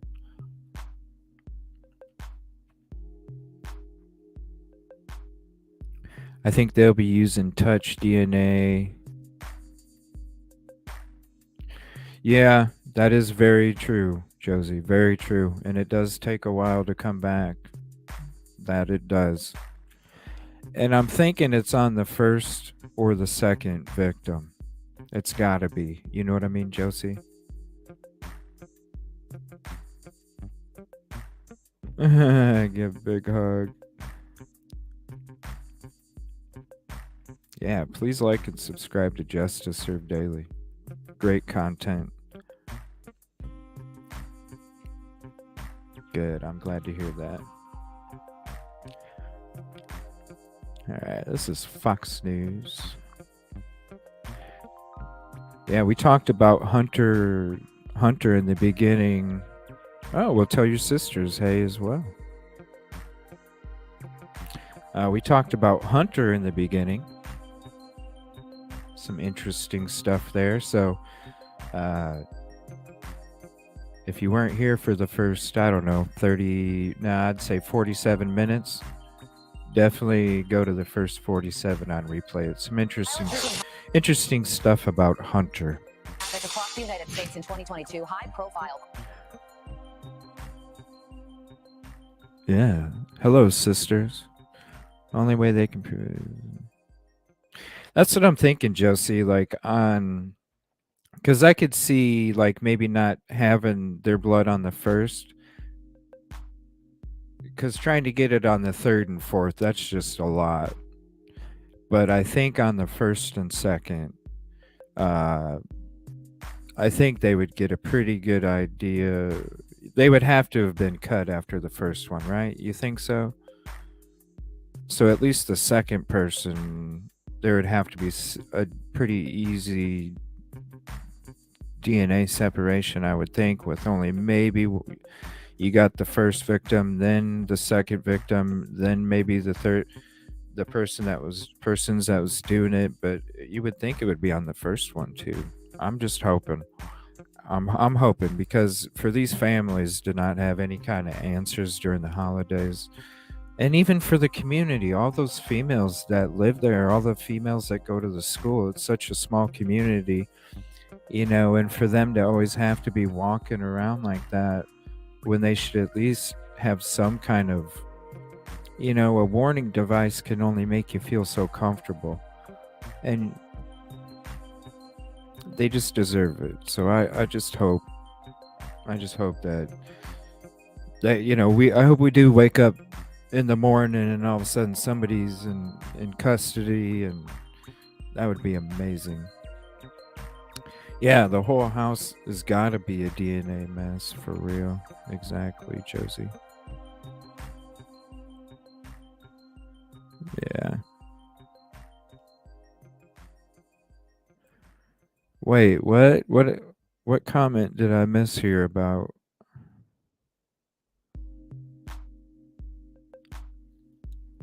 What did I miss here? But hold on. A show about what? What are you talking about? What did I miss here? The prosecutor will be able to explain the sign. It will be. Oh. I'm fingers crossed, you know. Fingers crossed. I hope. Because there's just so much to this one, you know. All right, with violence across the United States in 2022, high-profile crime and murder mystery cases made headlines and took the world by storm. Dr. Michael Bonnet is a forensic pathologist, contributor, and joins me to break down some of the most talked about cases. Good morning to you. Good morning. It's an unfortunate topic, but it's one that is on a lot of people's minds. And we want to start with the latest, the unsolved murder mystery of those 4 beautiful University of Idaho students. And we do have new body camera video from Moscow Police, the police department there. It shows officers responding to a noise complaint, the house where the students were murdered, and spoke to victim.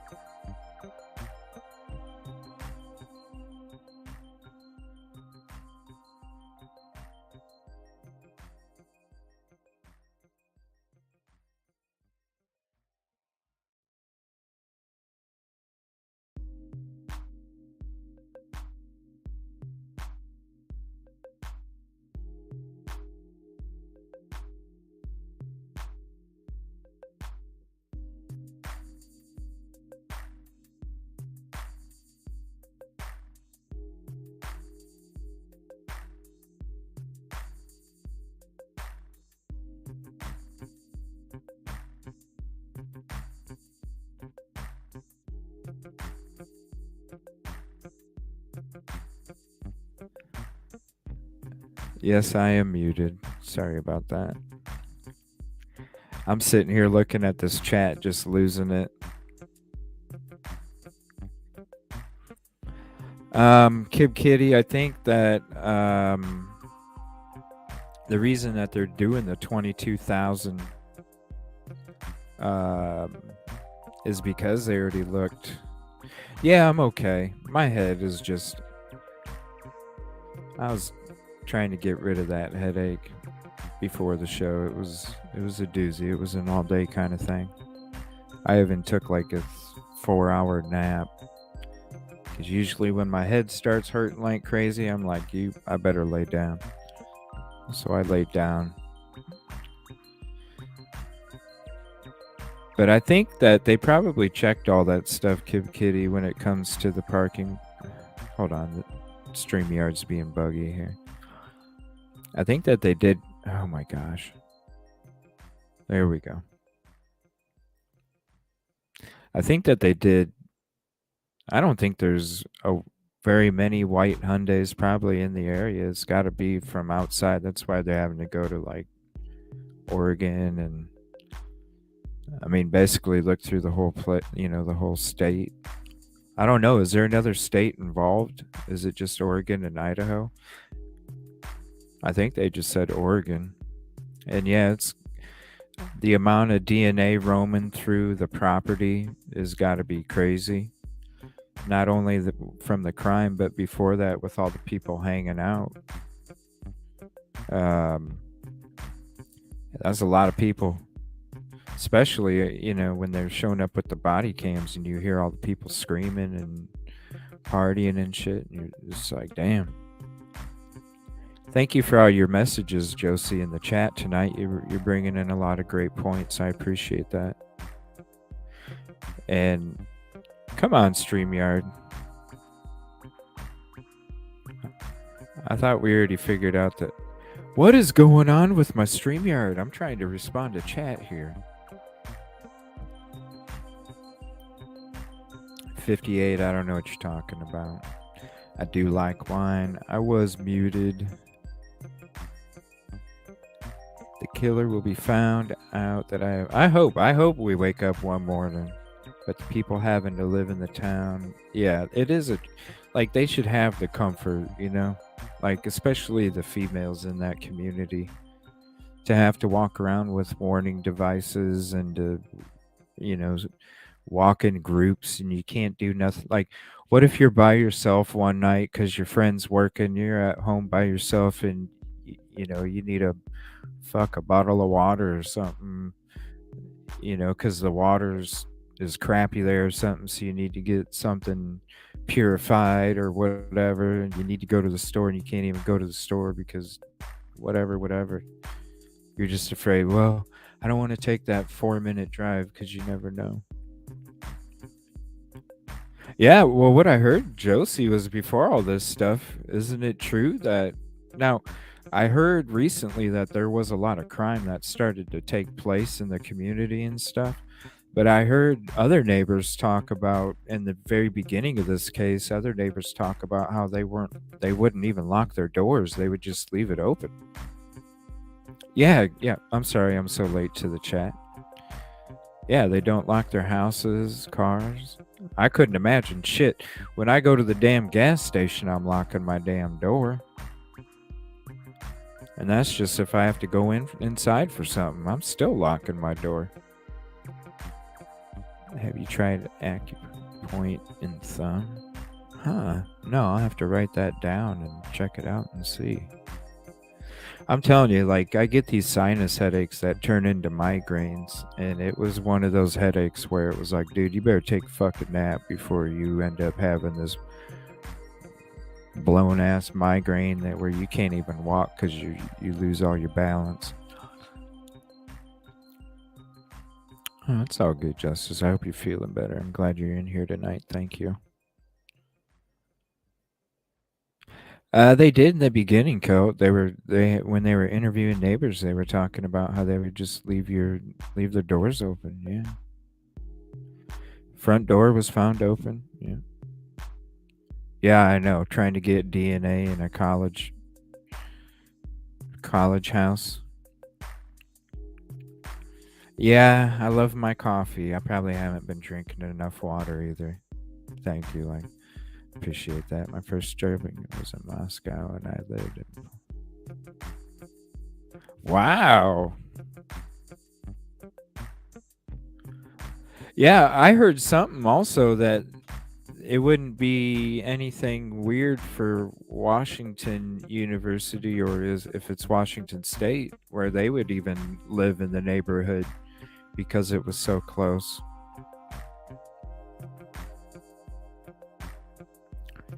Yeah, it was cool. Tell her thank you for doing that, Justice. For real. Tell her thank you for that. And I don't know how she found me on Twitch, but tell her, probably from one of the links or something I throw up here, but tell her thank you for that.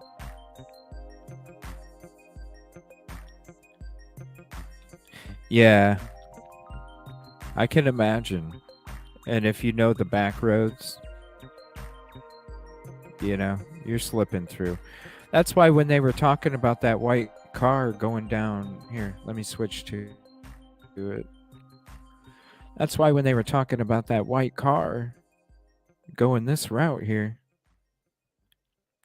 when they got the security cam footage from the gas station right here.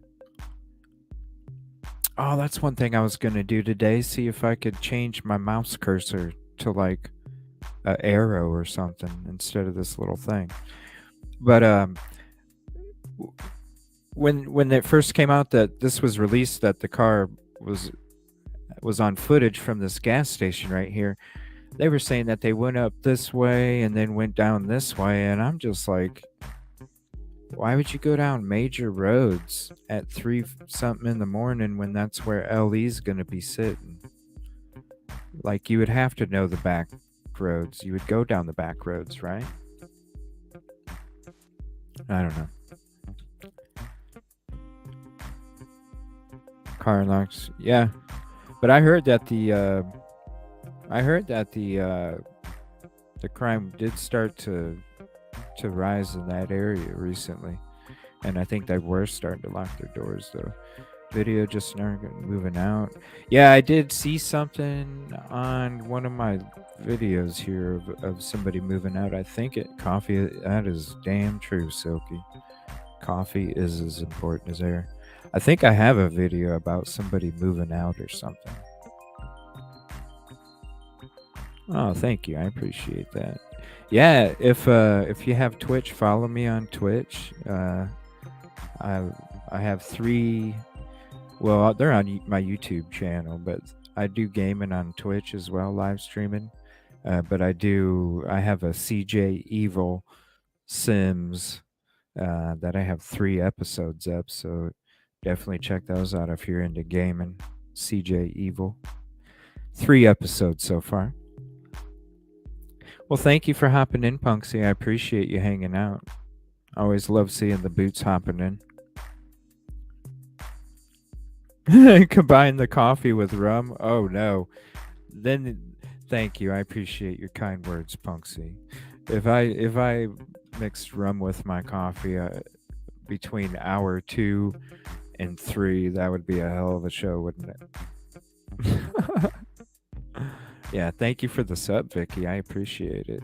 It is a little late. The bot is a little late on that, so I do appreciate that. Rum and coffee. But seems like the entire very layer. Yeah, that's what I heard. Yeah, thank you so much, everybody. I appreciate it. Good night, Punksy. Thank you, everybody. All right, let's watch what this Fox News video is. I'm interested to hear what they have to say here. Let me make sure. Oh, I already liked it. Could it become a cold case? I hope not. It seems like it's gonna be, but I don't know. A couple of you in chat have made me think maybe we might be waking up one morning and they do have somebody in custody, so my mind is open again. But man, before that, it wasn't looking like it, to me anyway. world by storm.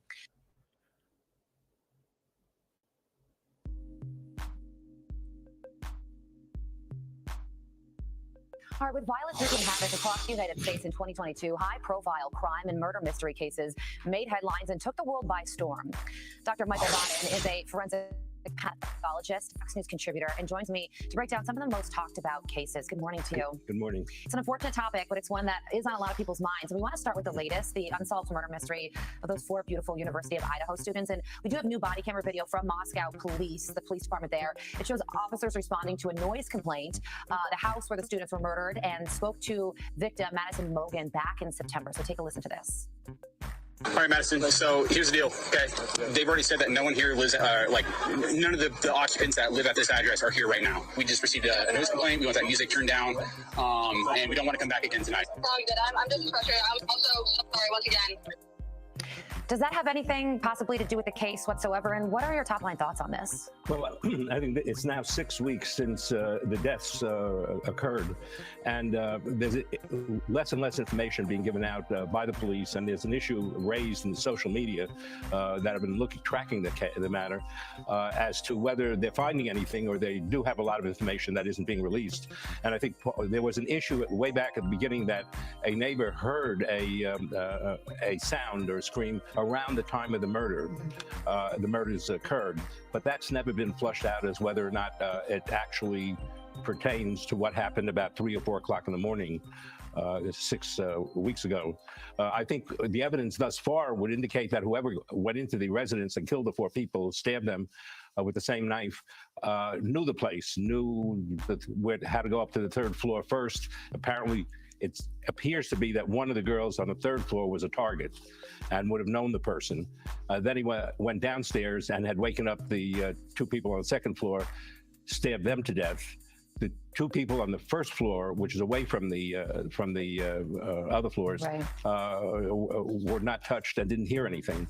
So right now, it's 4 unsolved murders 6 weeks later, and real fear. It's a real mystery. And Dr. Bodden, the families are understandably frustrated, and they want answers. Just quickly here, are you concerned that this could turn into a cold case? More than 50% of murders now in the United States, we don't get this from the television shows, become cold cases, right, don't get solved. So that has to be kept in mind. Unbelievable statistic. But there should be a lot of information available at the scene and a close community, and so it doesn't look like it'll become a cold case. We also want to talk to you about Eliza Fletcher. She's 34 years old, a teacher in Tennessee. She was jogging, security camera footage caught her being kidnapped. She was later found dead.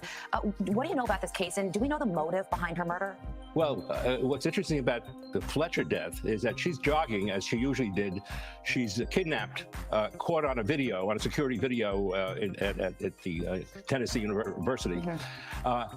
And the next day, they find the perpetrator who's set for trial. Right. What happened, though, is another woman came forth and said about a year earlier, the same person had sexually assaulted her, raped her. She went right to the hospital. They got a rape kit. And if they had analyzed the rape kit at that time, they knew who it was. She knew who it was. They would maybe catch him, and he wouldn't have been out and would not have killed this woman. Absolutely so tragic. There's a lawsuit going on from that woman, yeah, and stresses the backup in rape kits that are not analyzed. There's also the Delphi murders. This is Abigail Williams and Liberty German, 13, 14 years old, beautiful little girls. They were found stabbed to death in 2017. And just a few months ago, a 50-year-old named Richard Allen was arrested for their murder. So this is a situation where it does show that sometimes it takes a long time. Yeah, Richard Allen worked in a pharmacy right in the community in Delphi, Indiana. And it's not clear why it took them 5 years to arrest him, since there was a lot of evidence at the scene, including an iPhone video that one of the teenagers had taken. And it said so there was a voice capture on it saying down the hill. So yes, you had audio of him as well. Audio and a grainy photograph. And it took 5 years, and he's set for trial next month, I think. Dr. Bodden, it's a tough topic, but it is the reality of the world that we live in, and we thank you so much for joining us. Definitely Phantom. And it's interesting they brought up Delphi too, I thought that was pretty interesting.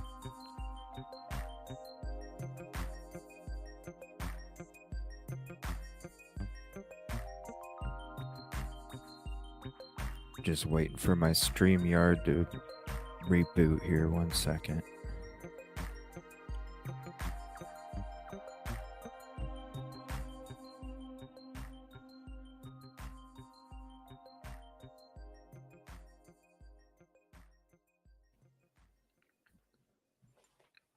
Okay, I think I'm good now.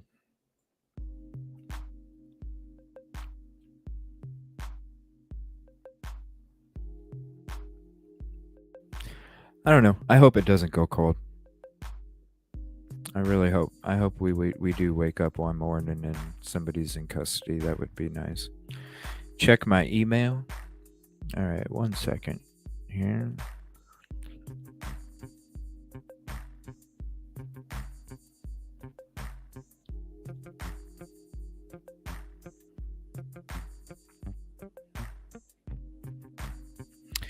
Oh yeah, here's that neighbor seen moving out. Since that was brought up in chat here, let's go to this real quick.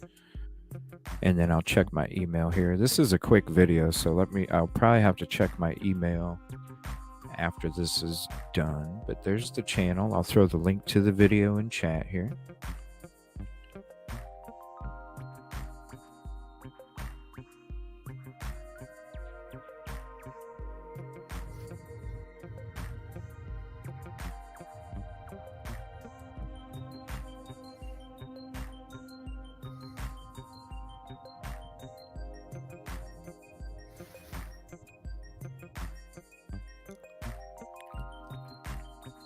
Beautiful. I can't wait for that, for sure. For sure. And some new info. Oh, January's coming up, though. Court date's coming up. One of them, anyway. All right, here's the channel. Let me go back to this. I guess I don't hear talking.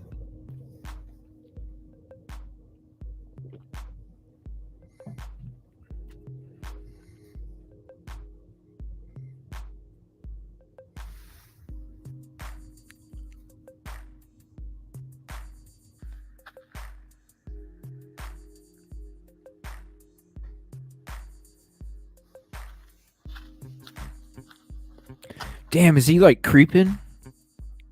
You can hear him walking and shit. He's like creeping.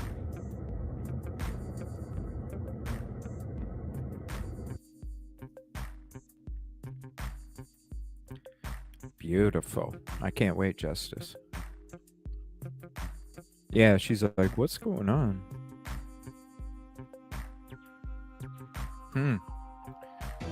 On Prime.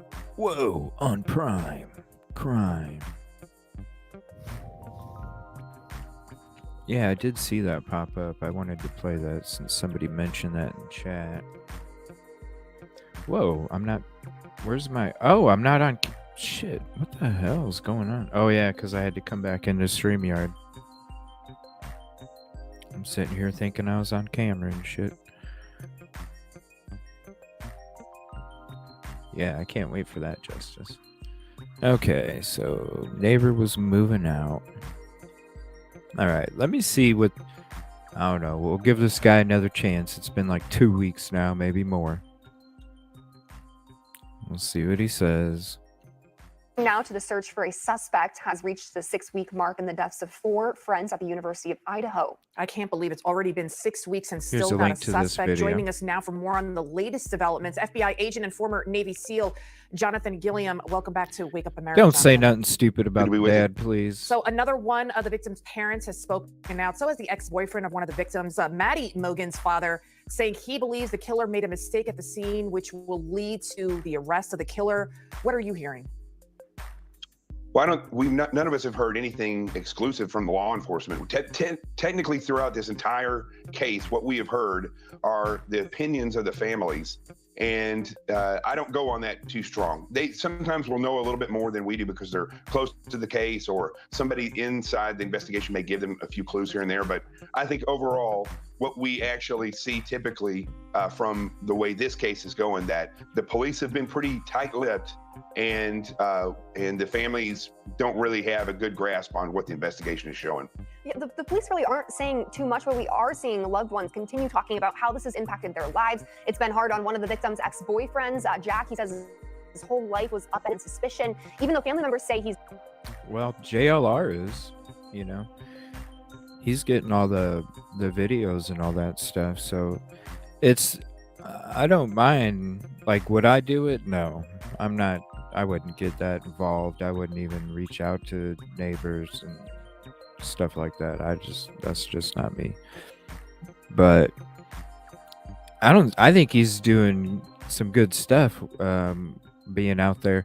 The only thing I don't agree with is people getting harassed and people, you know, we're all speculation, right? Because we're not Ellie, so we're all speculation. I just, when it like, I'm gonna go into this video in a little bit about that TikTok person in the lawsuit, you know. That's when it gets too far. But yeah, I think JLR is doing a good job. He's not, you know, let's see, I just don't like this guy. Oh, Vicky, are you talking about the guy in the middle here?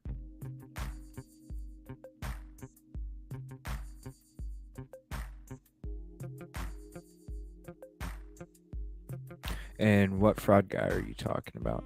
I don't know. This guy in the middle here, I haven't watched it. This is actually the first show since he was blaming the dad, or quote, had a friend that, you know.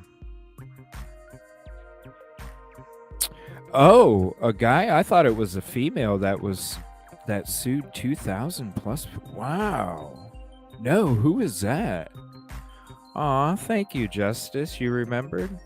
It is next week. That is correct.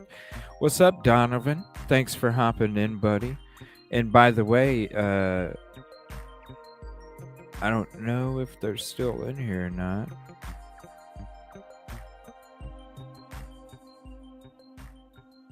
But there's another birthday coming up. I don't want to say it if they don't want to mention it. But there is another birthday that is actually today. Yeah, what's up, Donovan? Thank you, thank you. Thank you, Willow.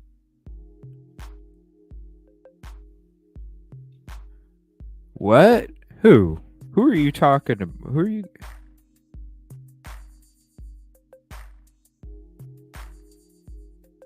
The guy who sued 2,000 plus people. Who did?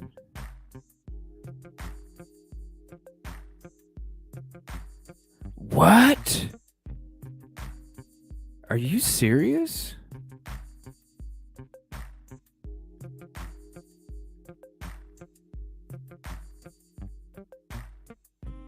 What? I mean, should I? Should I pull up the page? I mean, geez. Oh my gosh. Right. Doesn't mean... Oh my gosh.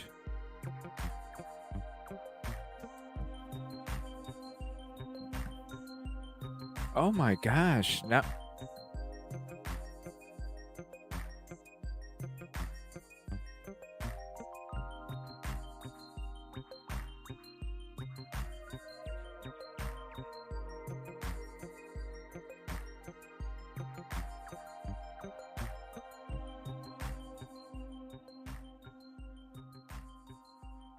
Just give me a second here.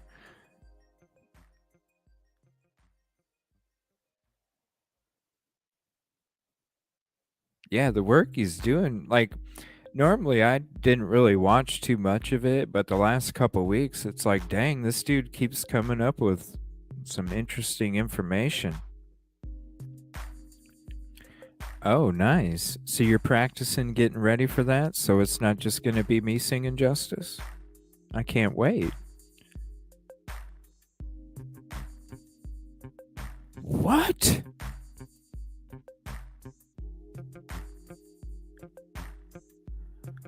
Oh my gosh.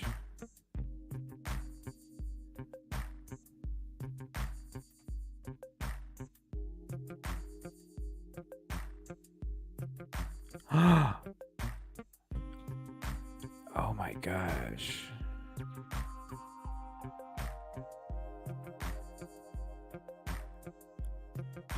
What? Whoa, that's crazy.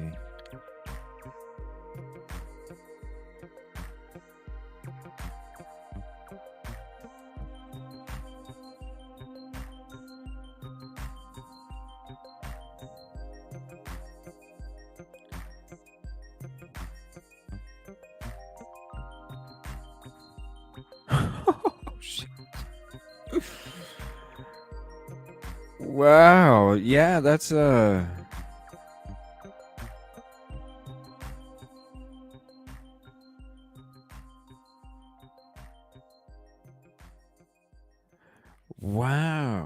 Well, I mean, if you guys, yeah, I mean, you know, I want this to be, you know, if you guys don't want me to watch, just let me know in chat. We don't have to. I got, I mean, I think he's not doing a bad job the last couple of weeks. Any of the, yeah, I did pull up the wiki Phantom. I was like, that's what I was reading a minute ago. I was just like, what? And then I started looking at all the people named. I started looking at all the people named in the lawsuits, and I was just like, what? That's crazy. Yeah, that's what it seems. I mean, that's why I'm like, the last couple weeks, some of the stuff, I'm just like, dang, this is some good information. Hopefully, maybe that is the case, Vicky. Yeah, that is true. Wow. Is not a suspect. He's received a lot of hate online. These people on social. Jonathan Gilliam, welcome back to Wake Up America, All Jonathan. right, I'm gonna give this guy another chance here. It's been a couple weeks since he was blaming the dad. So let's see what he says, because he did have some good stuff before he made that dumb comment, and we kind of didn't play his shit the last couple weeks. Somali, right? Exactly, Josie. Oh shit.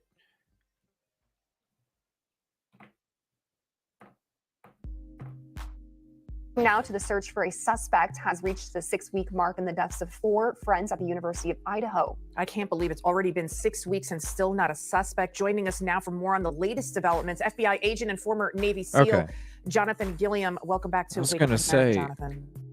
come on. Good to be with you.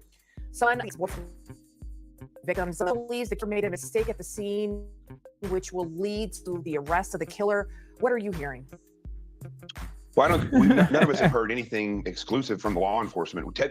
Technically, throughout this entire case, what we have heard are the opinions of the families, and I don't go on that too strong. They sometimes will know a little bit more than we do because they're close to the case, or somebody inside the investigation may give them a few clues here and there. But I think overall, what we actually see typically from the way this case is going, that the police have been pretty tight-lipped, and the families don't really have a good grasp on what the investigation is showing. Yeah, the police really aren't saying too much, but we are seeing loved ones continue talking about how this has impacted their lives. It's been hard on one of the victims' ex-boyfriends, Jack. He says his whole life was upended in suspicion. Even though family members say he's not a suspect, he's received a lot of hate online. These people on social media that are speculating. How does this hinder investigations? Well, if law enforcement is doing their job diligently, they're following the evidence. They're not like sitting in front of a computer like the majority of Americans, worried about what other people are saying. Other people can speculate all they want, but a good law enforcement officer that is diligently investigating a case will follow the evidence. So as the evidence is found, or as the evidence comes in, You guys are that's what funny they're as concerned shit. with. But I do believe where the problem with these sleuths come, where Thank they you, actually come in Justice. and cause problems, is that they get fixated on something, and the media, and I do not remember seeing this to this extent before in our modern history. These sleuths they'll key in on something or somebody, and the media reports it as if law enforcement did say it. And so many of the things that get spread around are actually coming from online sleuths or from the family. There's no factual base. And so we don't understand clearly is who the law enforcement themselves speculate could have done this. What type of person? There's been many of individuals out there like myself. You know, I have a degree in psychology. I was an investigator for several different agencies, including FBI. I know how an attacker thinks from actually being an attacker as a SEAL. And so I can speculate and give my educated opinion. And there's several of us out there, but we don't know what actually the police think. And so I think it would be good for law enforcement to eventually, as quickly.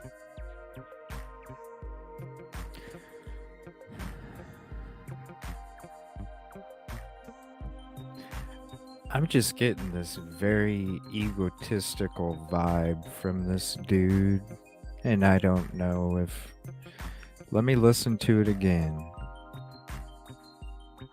because we might be taking another break from this dude. Let me listen to it again. But a lot of hate online. These people on social media that are speculating. How does this hinder investigations?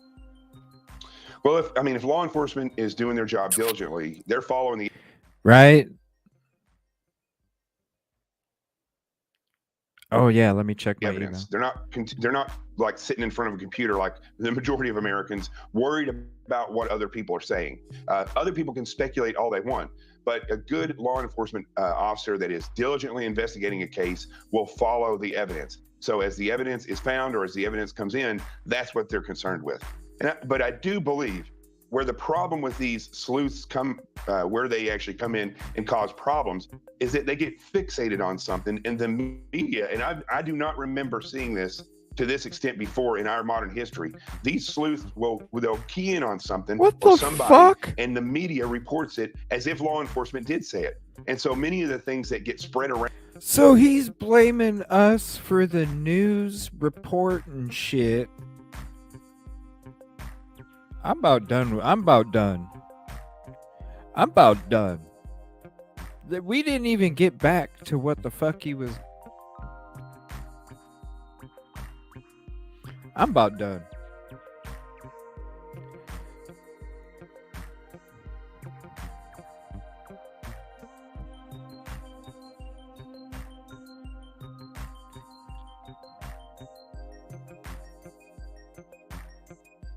I'm speechless. Like, if anything, you know, us, the people that don't threat, harass, or outright blame fucking people, which really, if you look at it, there's really not that many channels out there that are doing that crap, right? We all know we're speculation because we're not LE. We know that. That's why we repeat that.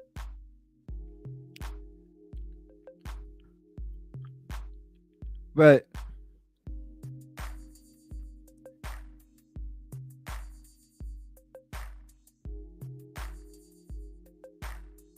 how in the hell? There's no news sources coming to us for fucking information.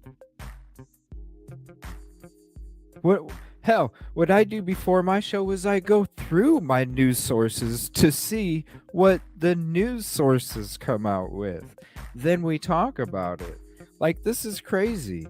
Like, how in the hell, if anything, and we get fixated on shit? Like, I'm sorry. Every channel that I've been in that talks true crime, and that's pretty much every single one of them, it's all about different theories. It's all about different ideas. It's all about different speculations.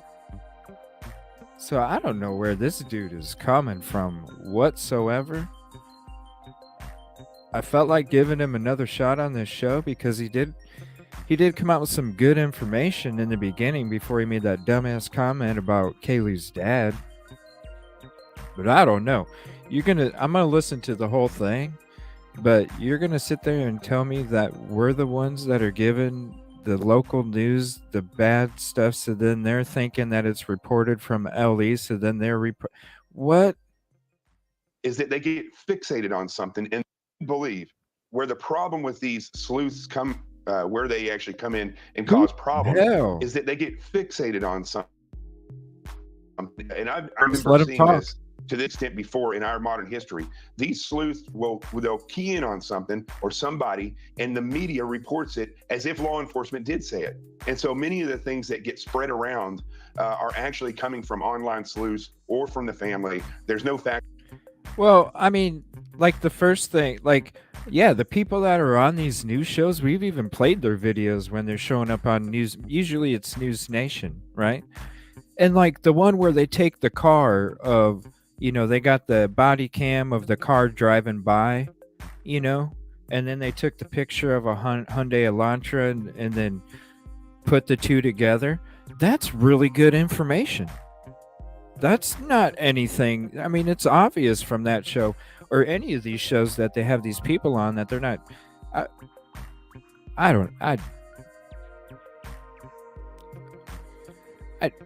just don't.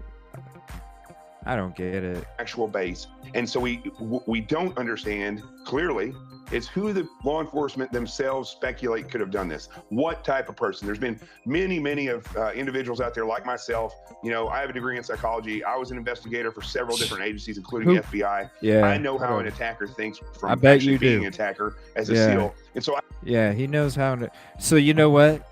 Maybe since you want to blame Kaylee's dad, maybe we should think that you could be a suspect because you know how to handle that kind of weapon, sir. I was an investigator for several different What the agencies, including fuck? FBI. I know how an attacker thinks from actually being an attacker as a SEAL. And so I can speculate and give my educated opinion. I And there's bet. several of us out there, but we don't know what actually the police think. And so I think it would be good for law enforcement to eventually, as quickly as they can, have a real press conference, not a Hey, press conference DS. that's in a parking lot, you know, where somebody's cornered or I was giving this dude. Have you watched this ATS?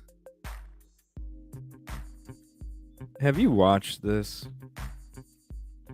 video?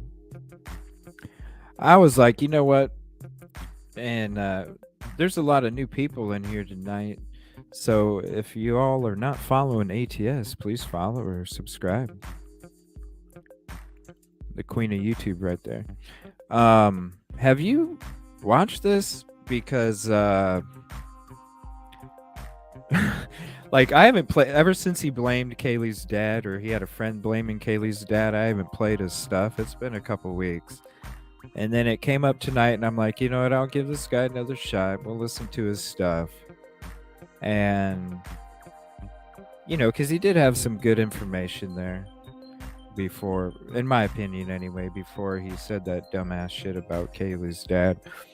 I'm like, well, let's see what he's got to say tonight. And what he says about how internet sleuths are like, how, I don't know, maybe I'm misunderstanding this, but it sounded like he was blaming us for the local news getting wrong information. And also, you know, he just said that he was a Navy SEAL, so therefore he knows how, you know, he knows how it could be to, you know, how it would be to be the attacker. It's like, what the heck, dude? I think I'm done after this. I want to listen to everything he has to say, but seriously, I think I'm done with this dude after this. Seems a lot of hate This is online. too Just much. people on social media that are speculating. How does this hinder Yes, investigations? yes, Willow. Well, if law enforcement is doing their job diligently, they're following the evidence. They're not like sitting in front of a computer like the majority of Americans, worried about what other people are saying. Other What? people can speculate all they want, but a good law enforcement officer that is diligently investigating a case will follow the evidence. So as the evidence is found or as the evidence comes in, that's what they're concerned with. But I do believe where the problem with these sleuths come Right here. where they actually come in Right and cause here. problems is that they get fixated on something in the media. And I do not remember seeing this. Let me rewind that one more time. Where the problem with these sleuths come where they actually come in and cause problems is that they get fixated on something in the media. And I do not remember seeing this to this extent before in our modern history. They'll key in on. He just inflates the shit out of what he's just. I have not seen it in modern history. What the problems is that they get fixated on something in the media, and I do not remember seeing This this guy. to this extent before in our modern history. These sleuths they'll key in on something or somebody, and the media reports it as if law enforcement did say it. Yeah, and and so then the media reports what we're saying as if Ellie reported it. many of the things that get spread around are actually coming from online sleuths or from the family. There's no factual base. Or And so from the family. we Oh, don't he had to throw in Kaylee's dad in there again, huh? understand clearly is who the law enforcement themselves speculate could have done this. What type of person? There's been many of individuals out there like myself. You know, I have a degree in psychology. I was an investigator for several different agencies, including FBI. I know how an attacker thinks from actually being an attacker as a SEAL. And so I can speculate and give my educated opinion. And there's several educated of us out there, opinion. but we Yeah. don't know what actually the police think. And so I think it would be good for law enforcement to eventually, as quickly as they can, have a real press conference, not a press conference that's in a parking lot, you know, where somebody's cornered or right up next to a wall while one reporter has a mic stuck to his face. They need a podium. They need to get the people up there. They need to get organized, and they need to tell the people, we think this is the profile for the person that. Dude, do you not remember they had 2 other press conferences where they stood at a podium, man? We believe did this crime. We have not seen any of that yet. And I do believe that this Moscow Police Department, the FBI and the state police, they would have. They stood at a podium. They had especially on the second press conference, the questions that were being asked from the reporters were like amazing questions. What is it? Enough to at least start to dive into that conversation and take control of that narrative away from these online sleuths and away from the media that's reporting whatever salacious. And the Moscow police. Oh, Justice, he's been saying this, or Josie, he's been saying this shit for a couple weeks. This isn't nothing new with this guy. This is the first video I've watched of his in a couple weeks, and he was saying this crap before that. Just saying some, I don't know. There's a reason why I quit watching his opinion on here. It's just like, all right, dude, I'm into all opinions, but some of the stuff you're saying is just somewhat pretty much reckless and disrespectful. So I just didn't. I'm wondering, is he on News Nation still? Because I know I was looking at that for a second. I was like, is he even on News Nation anymore? Because I see Newsmax now. Seems very arrogant. Yeah, I was giving it a second chance, but then the internet sleuth thing and how, you know, it like we're the source of the information. It comes from us, then goes to the news agencies, and that's why it's being reported like it's from Ellie. It's like, no, dude. If you watched any of these people, the YouTubers that were on, which I'm so happy for those channels, because for you guys to be able to be up on News Nation and stuff like that and be promoted for doing the hard work and stuff, like that's so cool. And the stuff that they came out with, I don't understand how. What he's saying just doesn't make sense. It doesn't. They're getting a lot of criticism. They're saying, you know what, just give it over to the federal authorities. Thank what do you, you think, ATS? Jonathan? I And appreciate to your that. point, we were talking about all that misinformation. A University of Idaho professor, he filed a federal lawsuit. He accused a TikToker of defamation for alleging that this professor ordered the unsolved killings of the 4 students. The videos were posted on November and have been viewed more than 1 million times. You know, again, all this misinformation. But I do think, I mean, the Moscow Police Department seems to be in over its head at this point. Well, it seems like that. And the reason it seems like that is because they're not giving out any information, not giving any press conferences at all. And from the very beginning, you know, I understand how these things work. So I can't falter. Boy, he knows a lot about a lot, doesn't he? The Moscow Police Department for the pace of the investigation. The pace is set by the evidence. So I can't fault them, but I can fault them on the way that they interact with the public. And it's a lot of this has to do with the fact that they just have not had to do this before. So I think that is what they can clean up. That's what they can do to kind of reassure the people and give them something themselves, because it seems like there's a lot of people who want to take part in trying to find this individual. So I think they can think that and Yeah, like everybody, but I'm sure your experience, told you that too, right? rework that and then use that to kind of guide this investigation. Because what is occurring is that social media is just exploding when somebody comes up with something, and then you have another news network or these two news networks that put it out as fact when there's no known fact. I mean, we've continued 100%, Josie. 100%.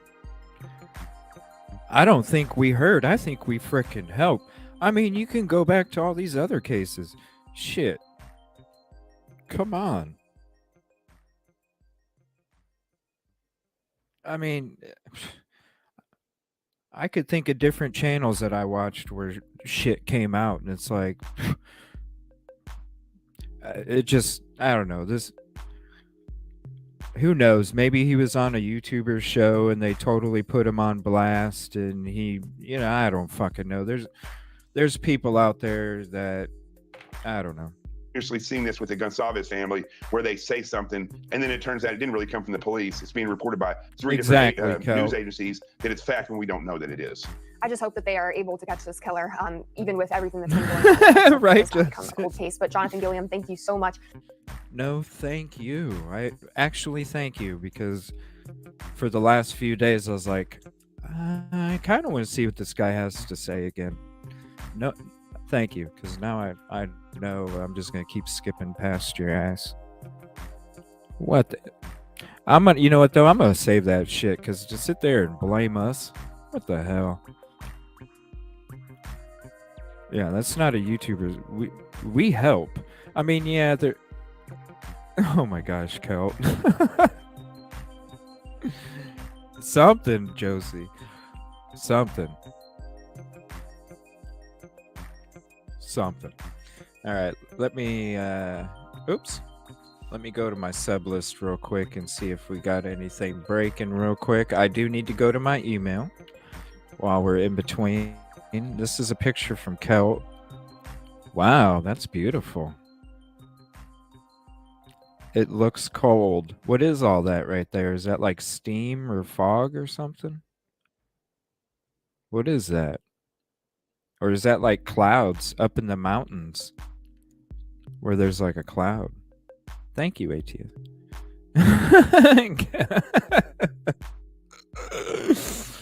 Oh, Kelt.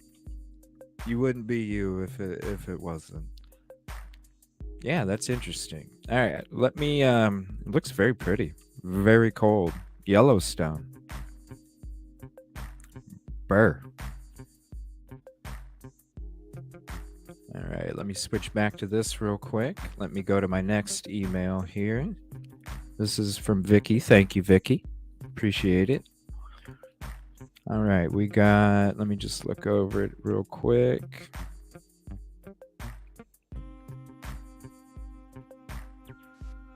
Okay, Austin roommates, Kaylee Goncalves. Looking for a roommate to move in with me from February to June. I am coming from Idaho, so I'm not familiar with the area, so open to living anywhere in the Austin area. With really sweet 20-pound dog if anyone is looking for a place. Wow. You know that I did have that show up on a feed there. Gosh, I can't, it's already, I don't even care to have roommates myself. I can't imagine trying to find a roommate through the web, you know? What is this?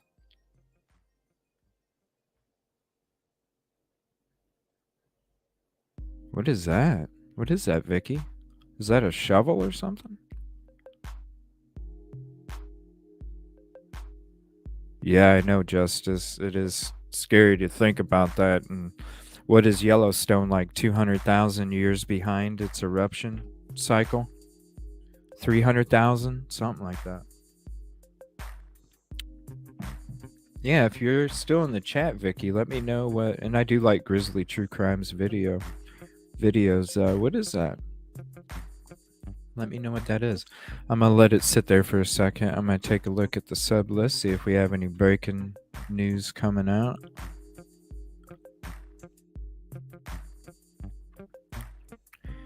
Texas Roadhouse. Well, new video from JLR, but I don't know if it's anything that is going to be in the conversation tonight. I don't see anything new. We'll check Brian Enton's Twitter real quick. Yeah, can you imagine when that thing does go? That's going to be huge. Okay. Let's see, what else we got here?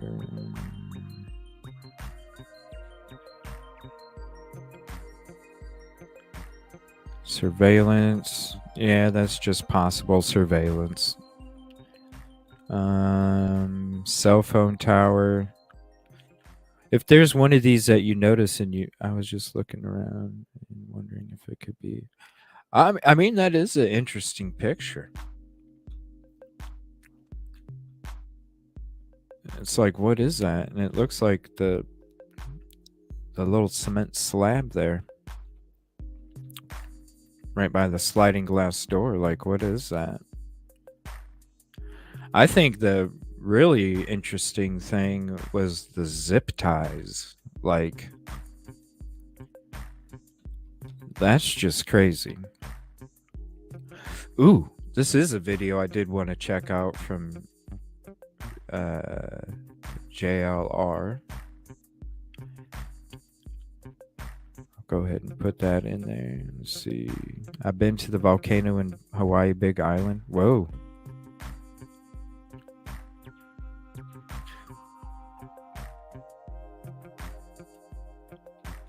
Yeah, the zip ties on Hunter.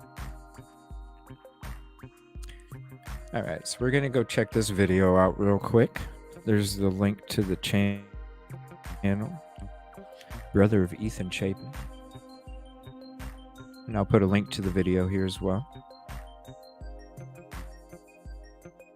Is it going to play for me? Yeah, sorry, Vicky. I didn't notice earlier in the chat that it was about a blood trail. Apologize about that. Sometimes I miss it. I can't help Jonathan it. Lee Richards investigates. To do all this stuff Ethan live.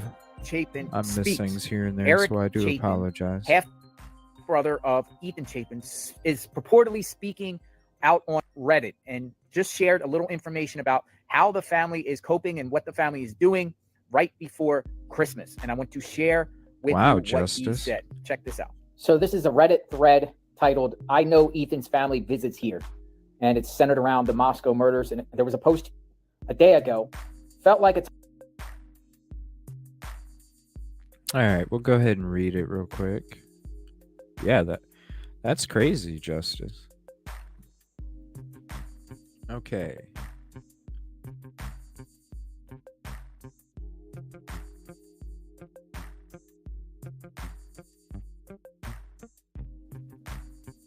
That's as zoomed in as I can do it, everybody. Well, let me see. Full screen. Here we go. There we go. That's as zoomed in as I can get it. I know Ethan's family visits here. Felt like a time to tell them that above all the noise, we are genuinely thinking of them and all the families. I, at least me, but I can imagine others, have justice for the families on my Christmas list. Ethan's brother, Eric, wrote, "Thank you for all the kind words. We are all together enjoying the company, playing games and watching classic videos of Ethan singing and dancing and remembering how awesome of a child... ... Time to tell them that above all the noise, we are genuinely thinking of them and all their families. I, at least me." Posted by Granny Faye.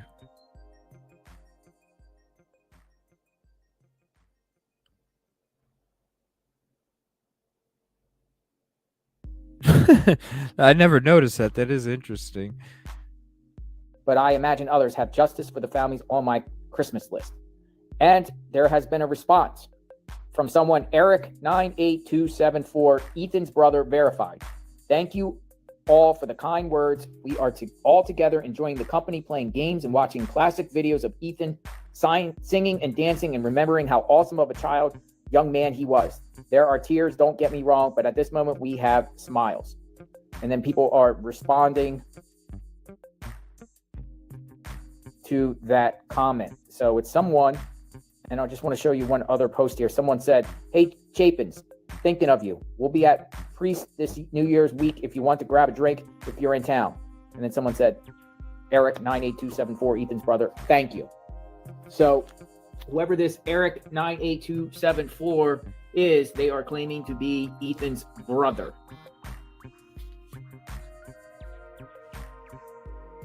So I was wondering when I saw that Eric Chapin, I thought he had a brother, Hunter. We've been hearing about Hunter Chapin, but there is an Eric Chapin, and I believe it's a half sibling according. Oh my gosh! Now there's two Hunters. Man, how many Jacks? How many Hunters? How many? Holy crap! That's right. To Ethan Chapin's obituary.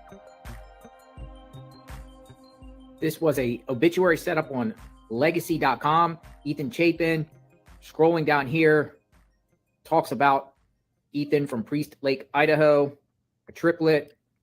But down here it says Ethan is survived by his dad, Jim, his mom, Stacy, and surviving triplets, Maisie and Hunter. He's also survived by Stacy's mother, Darcy Wells, and Jim's father, Jim Chapin. Half siblings, Eric Chapin and wife, Sarah.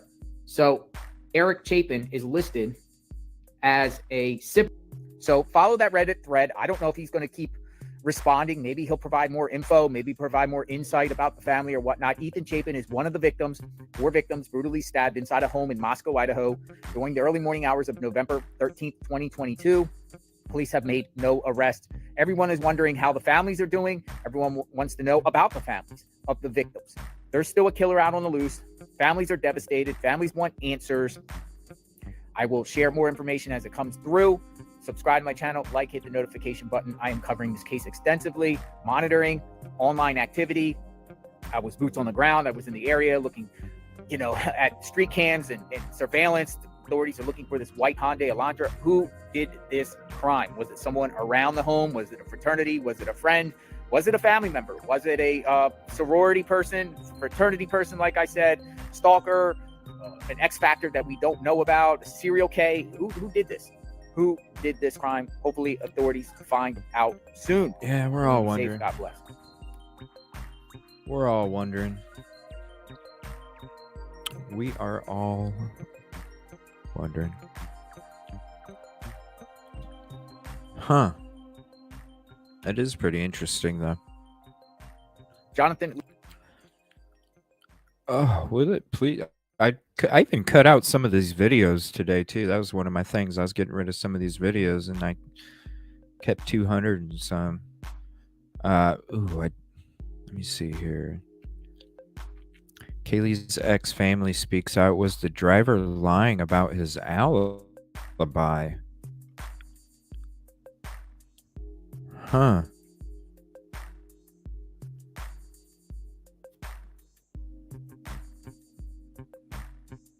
Oh, Kelt.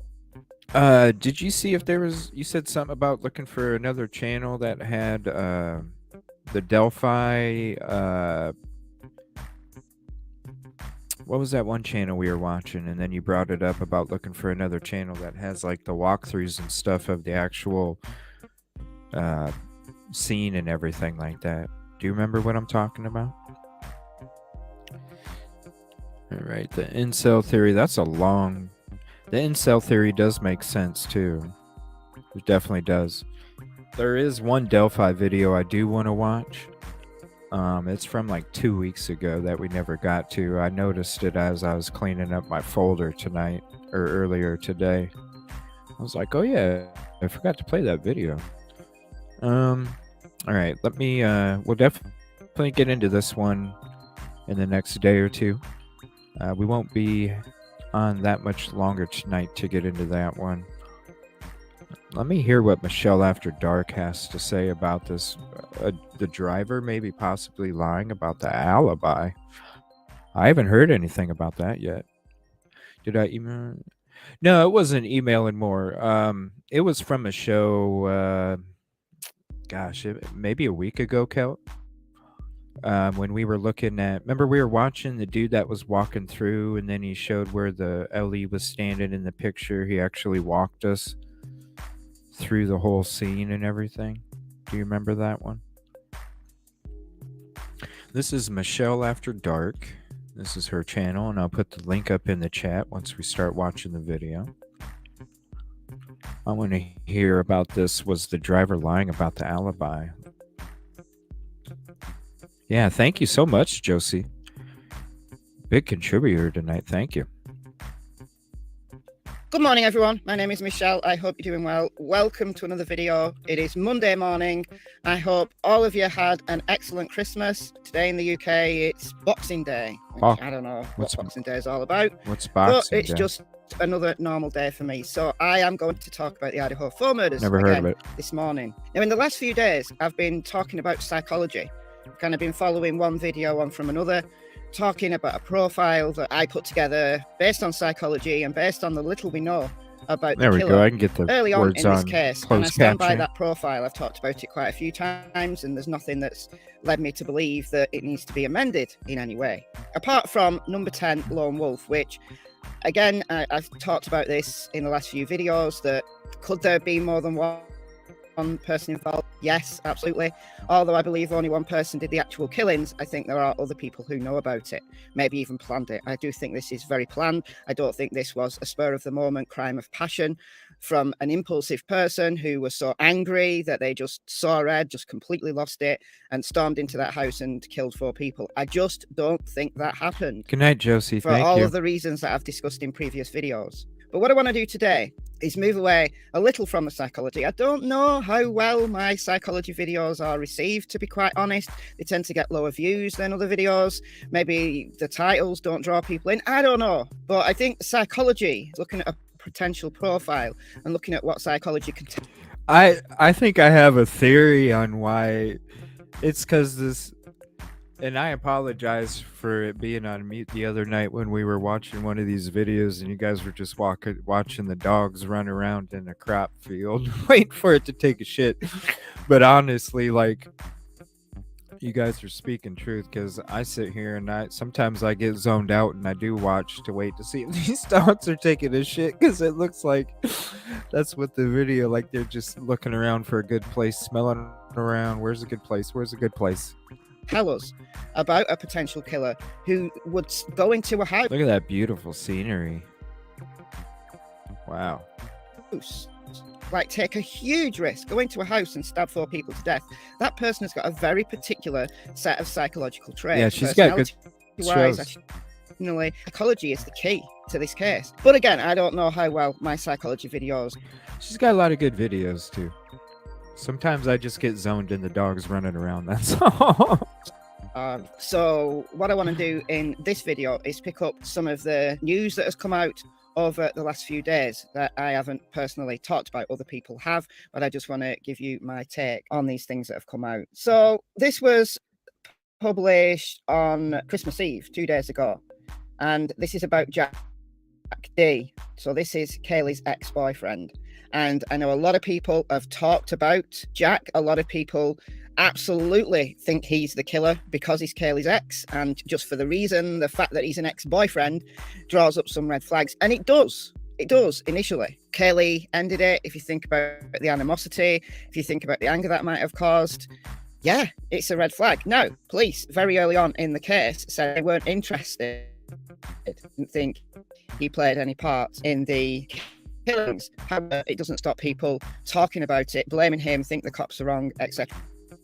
etc. I'll give you my opinion on this at the end, but let's read through what this article says. So, vilified ex-boyfriend of slain Idaho student Kaylee Gonzalez is devastated, and his family have about how devastated he is. So they've broken the silence on behalf of him. So the man, once considered a person of interest in the murder of his ex-girlfriend and 3 other University of Idaho students, is crushed he lost the love of his life, and devastated that some consider him a suspect in the slaughter, a family member told the Post. Speaking publicly for the first time, Buckman said her nephew, Jack D, is currently surrounded by family and friends as he grieves Kaylee's murder. He's not only lost the love of his life, and what we all thought, and he probably thought as well, would be his future wife, you know, get married, have kids, all of that. But also, half of America thinks he could be responsible for the heinous killings. Jack, 22, and Kaylee, 21, have been dating for 5 years when she broke things off with him just 3 weeks before she was murdered. So yeah, it's a red flag, isn't it? That she broke the relationship off after 5 years. Right. Now, Kaylee's family have continued to support Jack. Kaylee's family have said that they thought that they'd get back together and they were in the process of talking things through. I think Kaylee wanted to be young, free and single for a while. I don't know. But her family seemed to think that they would get back together. And here we've got Jack's aunt saying the same thing. Obviously, he was sad, but they were still friends, said the aunt. Who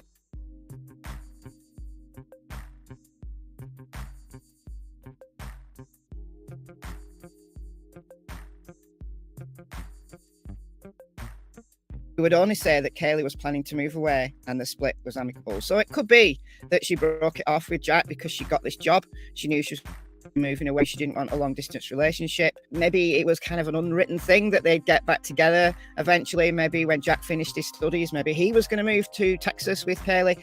Who knows what the plans were, but I understand. I understand how this could be a red flag. So Jack, who is a mechanical engineering major at the university, was initially considered a person of interest in the November 13th murder of Kaylee, her 2 roommates,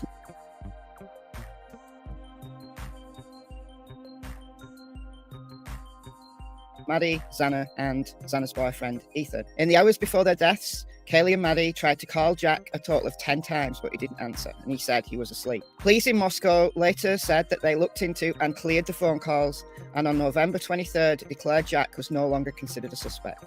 Detectives do not believe the male Kaylee and Maddie attempted to contact numerous times on November 13th is involved in this crime, Moscow police wrote on Facebook. But many internet sleuths have pointed the finger at Jack as the killer anyway.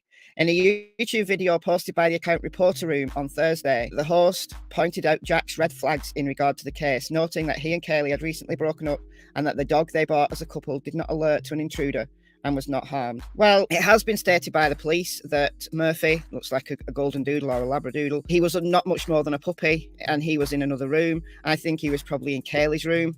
Maybe that's where he normally slept. And he's so used to potentially hundreds of people coming through in his short life. He's probably met hundreds of people coming in that house, you know, making noise, screaming, partying, loud music. He's used to all of those noises. So a stranger coming in isn't going to make him bark, is it? Especially if he's in another room and he's not actually witnessing what was happening, but not an aggressive dog at all. He's been socialized around many, many strangers. Yep. So in those circumstances, he's not going to bark.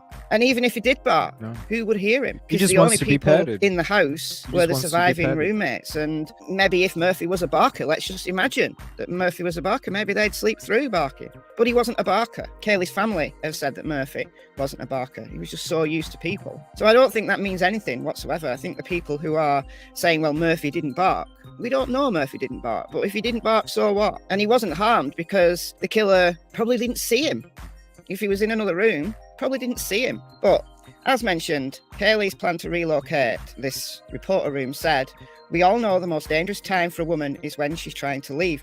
That's true in a domestic violence setting. That is true, but this wasn't a domestic violence setting, so that's a non-statement. Jack's aunt said they're just ridiculous conspiracies. I think she is definitely waiting until the last minute to break it off with them before she was going overseas. I definitely think that. Definitely. Where's this statement about the driver? Kaylee's mother, father and sister have publicly stated their support for Jack since her death. We all know beyond a shadow of a doubt that there's no way that Jack could ever do anything like this to anybody, his aunt said. Honestly, I know looks can be deceiving, but to me, he doesn't look like a killer. To me, he really does not look like a killer. Honestly, I can't see it. Jack now owns the fluffy golden pooch Murphy, who he and Kaylee had bought as a couple. The dog who lived with Kaylee was found That unscathed puppy. at the crime scene by police and initially turned over to animal services. Jack is struggling at the thought of returning to the University of Idaho. Where's the ball? It's Where's hard the ball? for him to be going back to Moscow because his life there was very involved with Kaylee. The very last thing that this family wants to happen is for it to become a cold case, said Jack Sant. Now, Kaylee's family have been appearing with the lawyer and the not out presence of the lawyer. I think Okay, that's a good whoa. thing. I think sometimes Steve Where's the Gonzalez says driver? a little bit more than he should. But he's angry and he's upset, and nobody can blame him for that. I think there's been a lot of focus on Kaylee and Maddie because of the cause in Kaylee home. Said that they didn't talk about boys. He knew them. He'd driven them home before. They didn't talk about boys. They were just excited to go home and eat their mac and cheese. They didn't mention Adam. They didn't mention Hoodie Guy. Again, I don't think that the grub truck is relevant. I don't think Hoodie Guy is relevant. I don't think all this talk about Maddie telling Adam everything is relevant. I think people just latch onto certain names. When a name comes out, everybody jumps on it. And it's not Yeah, Keld, it makes you wonder, was it by herself or with somebody? good investigative practice. It really isn't. However, that's what the internet does. So I guess so be it. But some people have questioned the driver, questioned the truth about what the driver said. Now, the driver picked Kaylee and Maddie up between 1:40 and 1:45. We know from Kaylee's family that they got home at 1:56, which makes sense. But then the driver, who has been cleared by the police, said when he learnt the identities of the students who'd been murdered, so he found this out on the Monday, he went to the police and handed over his digital data and a time-stamped receipt from the Taco Bell where he headed after dropping the students off at home. Huh. Now, people have said Taco Bell would have been closed. So if he dropped them off at 1:56, then the Taco Bell Shit, some Taco Bells are open till 4 in the morning. in Moscow closes at 1 a.m. Now, this is the Taco Bell in Moscow, and there is only one in Moscow. These are the drive-through hours, and then So how did he get a receipt to turn in then? Sent you a video for another day, CJ? the dining hours. Presumably went through the drive-through. Now, this is misleading because this is this week's, and I think because it's Christmas, then that would have been Christmas Eve, and it closed Okay, at 6, thank and you, then it was Kel. closed Christmas Day. Normally, it would be open every day, and I would imagine that the normal opening hours for Saturdays would be the same as Fridays, so 1 a.m. So it would have been closed. So people who were saying this driver is lying because the Taco Bell at Moscow would have been closed, you've got a point. However, we don't know which Taco Bell he went Right. to. Now, there's only one in Moscow. However, there's one in Pullman, and Pullman is only a few miles away, and we don't know whether this driver actually lived closer to Pullman and was going home. And again, we have to take out the fact that it's closing at 6 this week because it's Christmas Eve and then Christmas Day. But look, every day it closes at 2:30 a.m. So I think if this driver went to Taco Bell in Pullman rather than Taco Bell in Moscow, then he's not lying. And the police are not going to look at a receipt Yeah. and say, oh, yeah, that's fine. That's Yeah, how could you give him a fine," receipt without if it checking didn't out really when exist? these places close. So I think that the driver went to a different Taco Bell, and that is why he said he showed the police his Taco Bell receipt. So So I that think there's has an to do easy with- explanation to that discrepancy. Okay, I don't know. I don't know.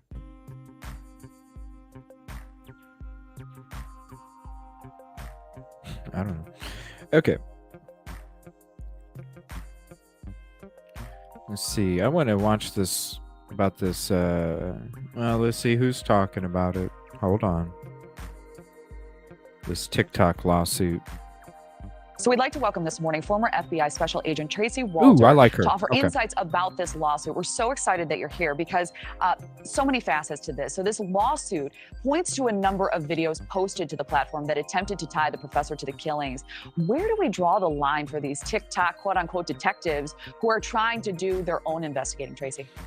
Well, thank you for having me, Kelly. It's good to be here. You know, I think this is where we draw the line. I actually teach college, and this is incredibly damaging to someone's career because we forget the internet lives forever. You know, even though she may be successful in a civil lawsuit or a criminal lawsuit, her name will still be associated with this forever, and that can have an impact on true. any future jobs that Professor Schofield, tries to take. And I think this is a huge problem, and we really need to stay.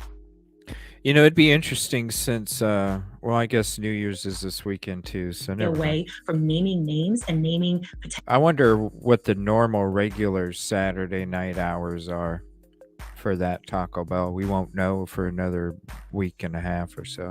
potential suspects and perhaps fabricating evidence that is there, because we don't know who's on the other side of these computers, and these names and ideas really do live forever. Not to mention the fact that if they decide to move forward with criminal charges, you are now further tying the hands of Idaho PD in this case. They have enough leads to go through. They really don't need this added. Yeah, and she kept posting videos even after she was sent a cease and desist letter.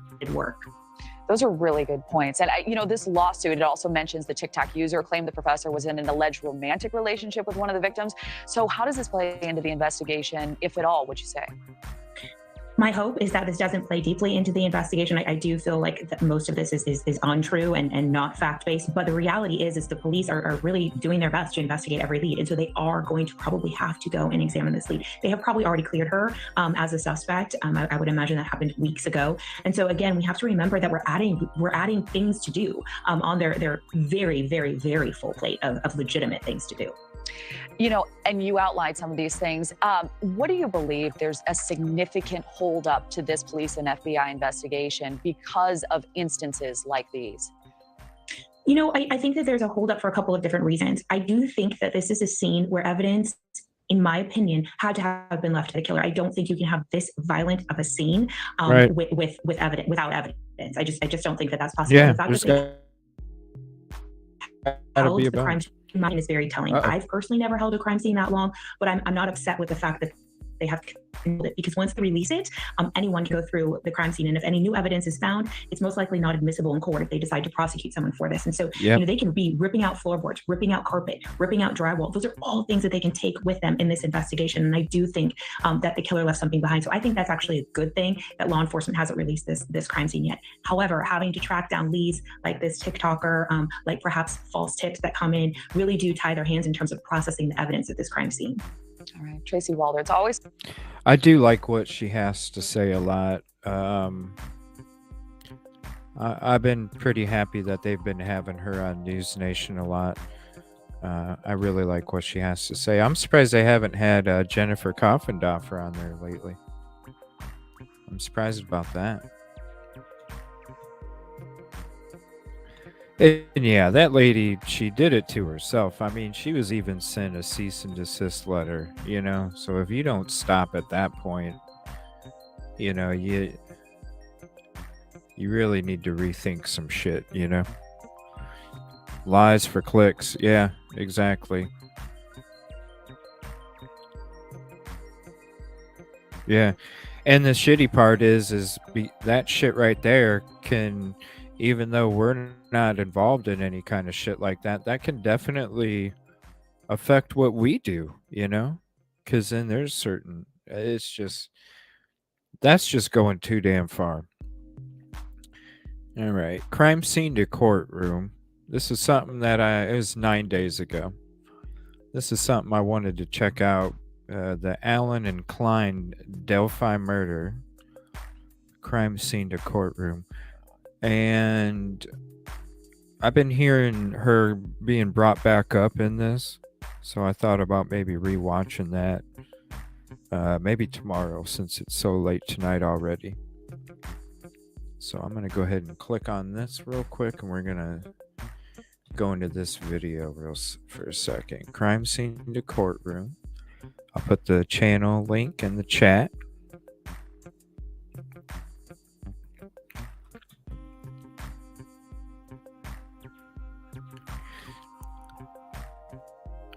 Yeah, like when you're sent, like before you even get the cease and desist, you know what I'm saying? Even before that, I was like, damn.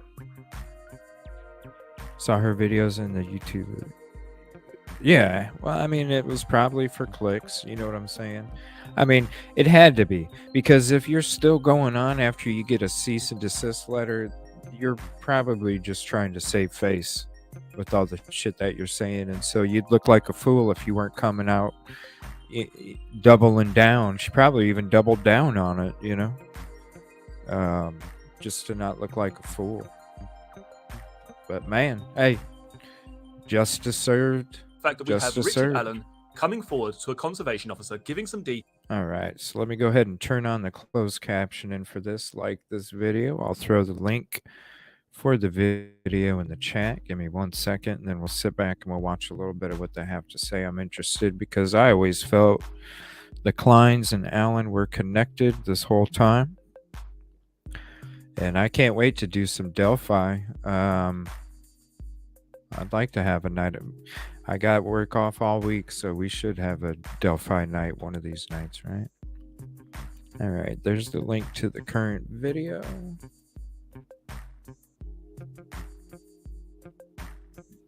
So in the video, I'll take a look at the behaviour of both Richard Allen and Keegan Klein post the murders of Abigail Williams.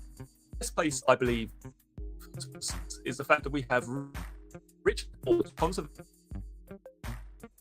officer, murder, and putting himself at the scene of the. He said, "Yes, I was there that day. I parked up at the old building. I was wearing a blue jacket and blue jeans. I was on the bridge for a period of time watching some fish, and then I basically made my way home. I didn't see the girls. I didn't see Abigail or Liberty during my walk. I did happen to pass a few other individuals, but I certainly didn't see the two girls in question." Now, over the past few weeks, we've had a lot of discussion regarding why Richard Allen would commit these murders and then come forward to the police, almost handing himself in a weird sort of way. Now, there are multiple ways in which you can look at this. Either this was someone who was fearful, he was concerned that he'd been seen by a certain amount of people, those people are going to be giving descriptions, and they might turn up on his doorstep, and the fact that he hasn't come forward would look incredibly suspicious.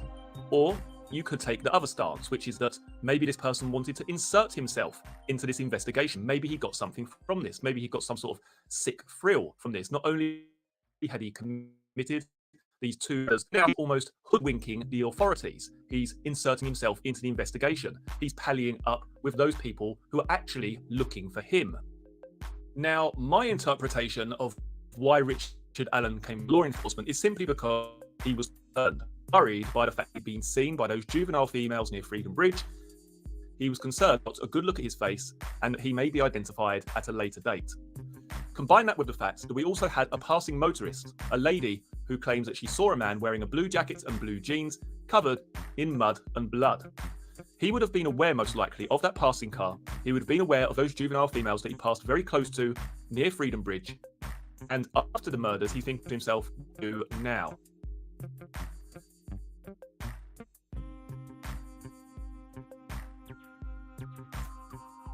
Forward and give out at the earliest opportunity that Richard Allen worked out in the public domain. This was a forward-facing person, a person who worked at the local CVS store. If one of those individuals later take me to his workplace and identified him, went to the police, then Richard Allen has to explain why he didn't come forward earlier. That's going to put undue pressure on Richard Allen. Good night, Kib Kitty. Thank you for hopping out or hopping in. I appreciate you. Hope you have a good sleep. It was nice seeing you in ATS's stream this morning. Thank you for supporting her as well. Good evening, Where the Wind Blows. How are you doing? Unfortunately, Where the Wind Blows will be ending it here pretty soon, but definitely check out the replay. First 47 minutes, we were looking into that Hunter person. It's interesting stuff, but hell, this whole stream, it's been good information, especially from everybody in chat. Thank you all so much for hanging out and contributing to all this brain stew that we make. I really appreciate all of it, honestly. And thank you for all the new subs tonight as well. I appreciate you. Oh, these murders have been committed. That day, yeah, I was there.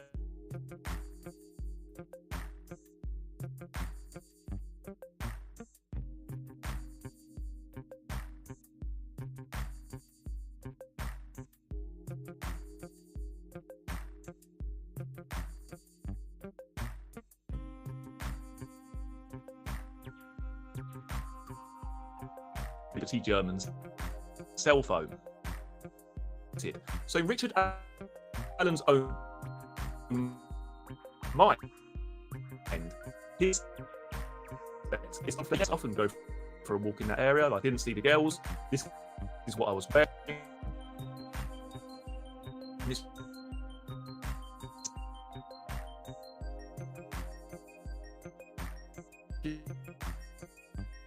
paramount is that Richard most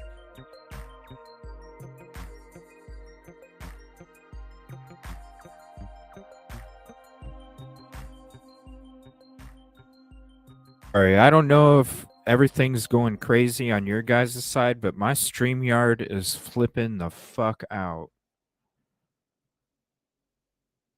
Oh my gosh. Sorry if it's been choppy as shit, everybody.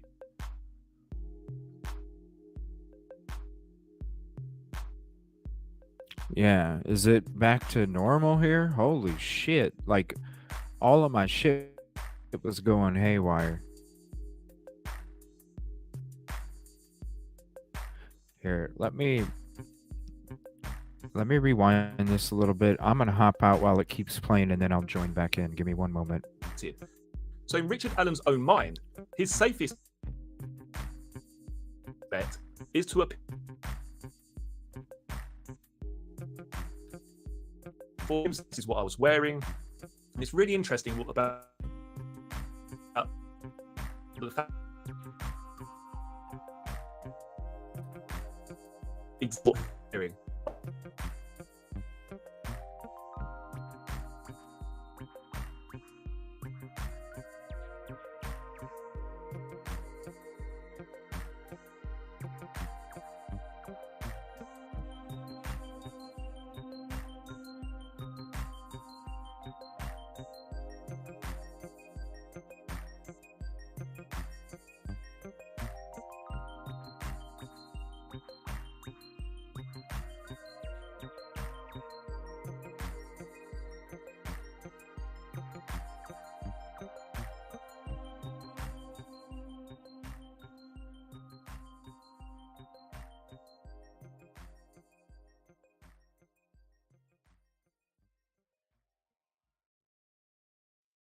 Of those juvenile females that he passed very close to free bridge to himself, what now?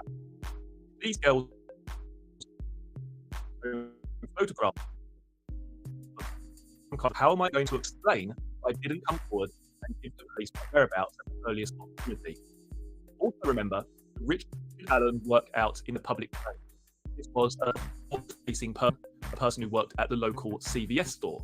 If one of those individuals at a later date came into his workplace and identified him, went to the police, and then Richard Allen has to explain why he didn't come forward earlier, that's going to put undue pressure on Richard Allen after these murders have been committed. So in Richard Allen's own mind, his safest bet is to appear completely innocent, is to come forward and put himself there that day. Yes, I was there. Yeah, I was there. I was just going for a walk. I often go for a walk in that area. I didn't see the girls. This is what I was wearing. And it's really interesting about the fact that he actually describes exactly what he was wearing. I was wearing a blue jacket. I was wearing blue jeans. But the one thing that we need to remember,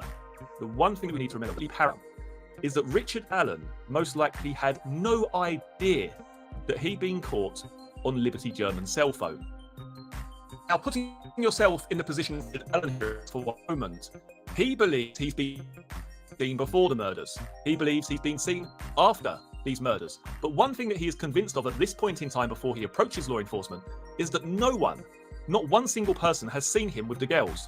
No one has seen him talking to the girls, no one has seen him abducting these girls, and no one has seen him killing these girls. So in his mind, to come forward, it's fairly safe. Because yes, there will be a subsection of people that say, yes, I did see a man that day, he was wearing a blue jacket and blue jeans. Okay, that's Richard Allen, he's already come forward, on we go. That's how it plays out in his mind. But what he wasn't expecting, he was not expecting that video. He was not expecting to be on the TV, for his voice to be played. Yeah, he wasn't. For this individual to be prime suspect number one throughout the country. He was not expecting that. He would never have come forward. Because they took one of the phones, right? I don't see why they'd leave the other one behind, especially if they knew there was a video on it. To the police, if he knew of the existence of that video. And isn't it strange?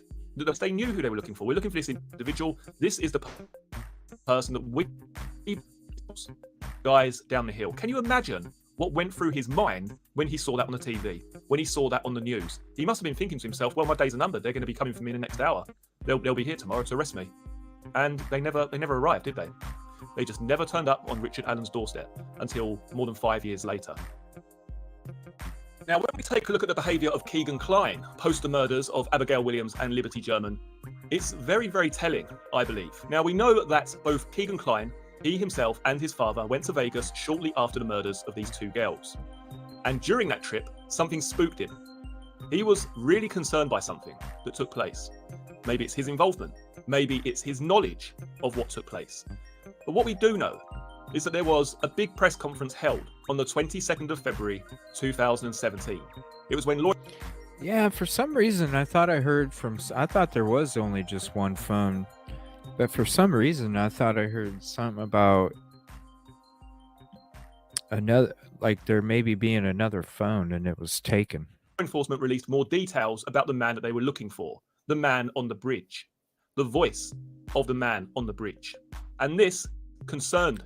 And it's not, nobody said the voice is the man on the bridge. I don't know where that came from. Keegan Kline concerned him so much that he wiped one of his devices the very next day, the Samsung device. We have this press conference with new information released on the 22nd of February. The very next day, Keegan Kline is wiping his Samsung phone. He is searching regarding the case.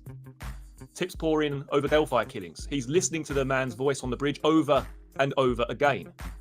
He's making curious search terms like, how does DNA last on a body? Now, if Keegan Kline just had some circumstantial connection to this case, and by that I mean he communicated with the girls, but he had absolutely no idea of any kind of meet that was planned for that day. He had no idea who they were going to meet, and he most definitely didn't have any clue whatsoever who the man on the bridge was. Then why would you be searching for that search term? How long does DNA last on a body? Oh, come on, StreamYard. He knows that if this gets back to the person who killed these girls and they find him, he knows that they're also going to find him, that he's connected in this somehow. And I think it all comes back to this iPhone 5, this iPhone 5C. The police, the investigators during Keegan Kline's police interview seem adamant that Keegan Kline communicated with the girls on at least one occasion with using that iPhone 5. So where was that iPhone 5 when they raided the Kline property when he returned home from Vegas? Who had that phone? Did Richard Allen have that phone? Did Richard Allen return that phone? Did Keegan Kline wipe the phone and then hand that phone in? Is that what happened? How could the police miss that phone on an extensive and thorough search that's a good point. of the Kline property? Is it because that phone wasn't there? And if that phone Yeah, wasn't because there, he said he found it later on, but it was already wiped out and everything, and it wasn't taken in the initial one. That's an interesting thought. then who had that phone? Now, when looking at the police interview That's an conducted interesting with thought. Keegan Kline, it's fairly evident that the investigators believed there was more to communicating with girls, as of which he's communicating maybe this spelling was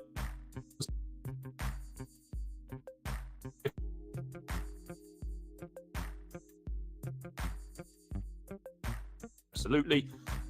But we're led to believe here that there's just some sort of perfect storm which has been created. That Richard Allen just pulls up in his black Ford Focus, makes his way toward the Monon High Bridge and encounters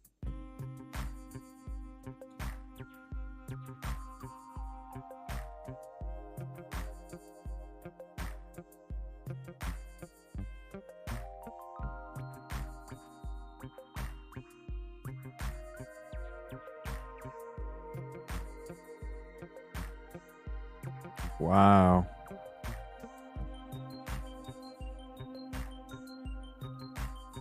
Okay,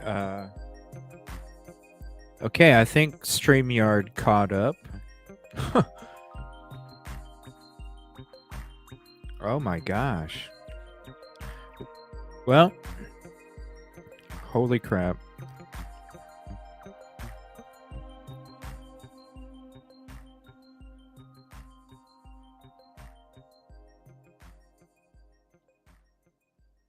Yeah. I don't know what's going on with StreamYard. I apologize.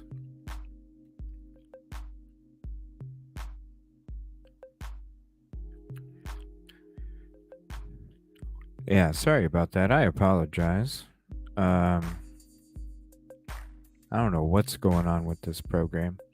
I just saw it was paused and then it skipped a whole bunch. But it's already that time, and we're already past 3 hours. We're almost at 3.5, so we'll go ahead and save this video for another evening. We'll get into it another evening. It's something I wanted to check check out for a while. Oh, I'm sure where the wind blows. I'm sure. And then we'll have Justice on some night whenever she's feeling better, and maybe she can explain a little more into it.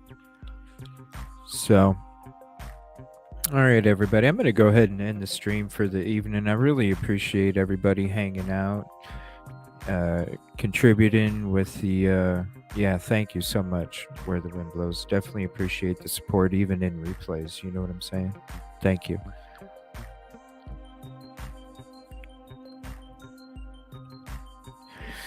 But I'm not sure if I'm going to be on in the afternoon tomorrow. I will put out a notification a couple hours in advance, so that way everybody knows. I'm not sure. The afternoons will be a hit and miss kind of thing, but I will put out a notification early if I do. But I will be back tomorrow night for sure. I want to thank everybody for hanging out, contributing to the brain stew, the new subs, all the likes. I appreciate it. Please make sure you hit the like on your way out if you haven't already. And I'm not sure if I'm going to be on Twitch or not tonight, but there's the link. And I won't be doing any Sims, probably not. I'll probably wait for episode 4 for another day or two. But definitely might get into some other stuff, though. It just depends. Thank you so much, Willow. Thank you for being a new sub. Thank you for coming in here, for your kind words and everything as well. Really appreciate it. And thank you, Batismo. I'm so happy I got that thing set up. I was like, yes. But I hope you all have a peaceful, positive evening. Stay warm. Sorry about the buggy shit at the end. But, you know, I'll be here tomorrow night, 7 o'clock Central, no matter what. But we might do an afternoon stream tomorrow. I'll let you know. Safe and comfy night. And thank you all so much. I really appreciate it.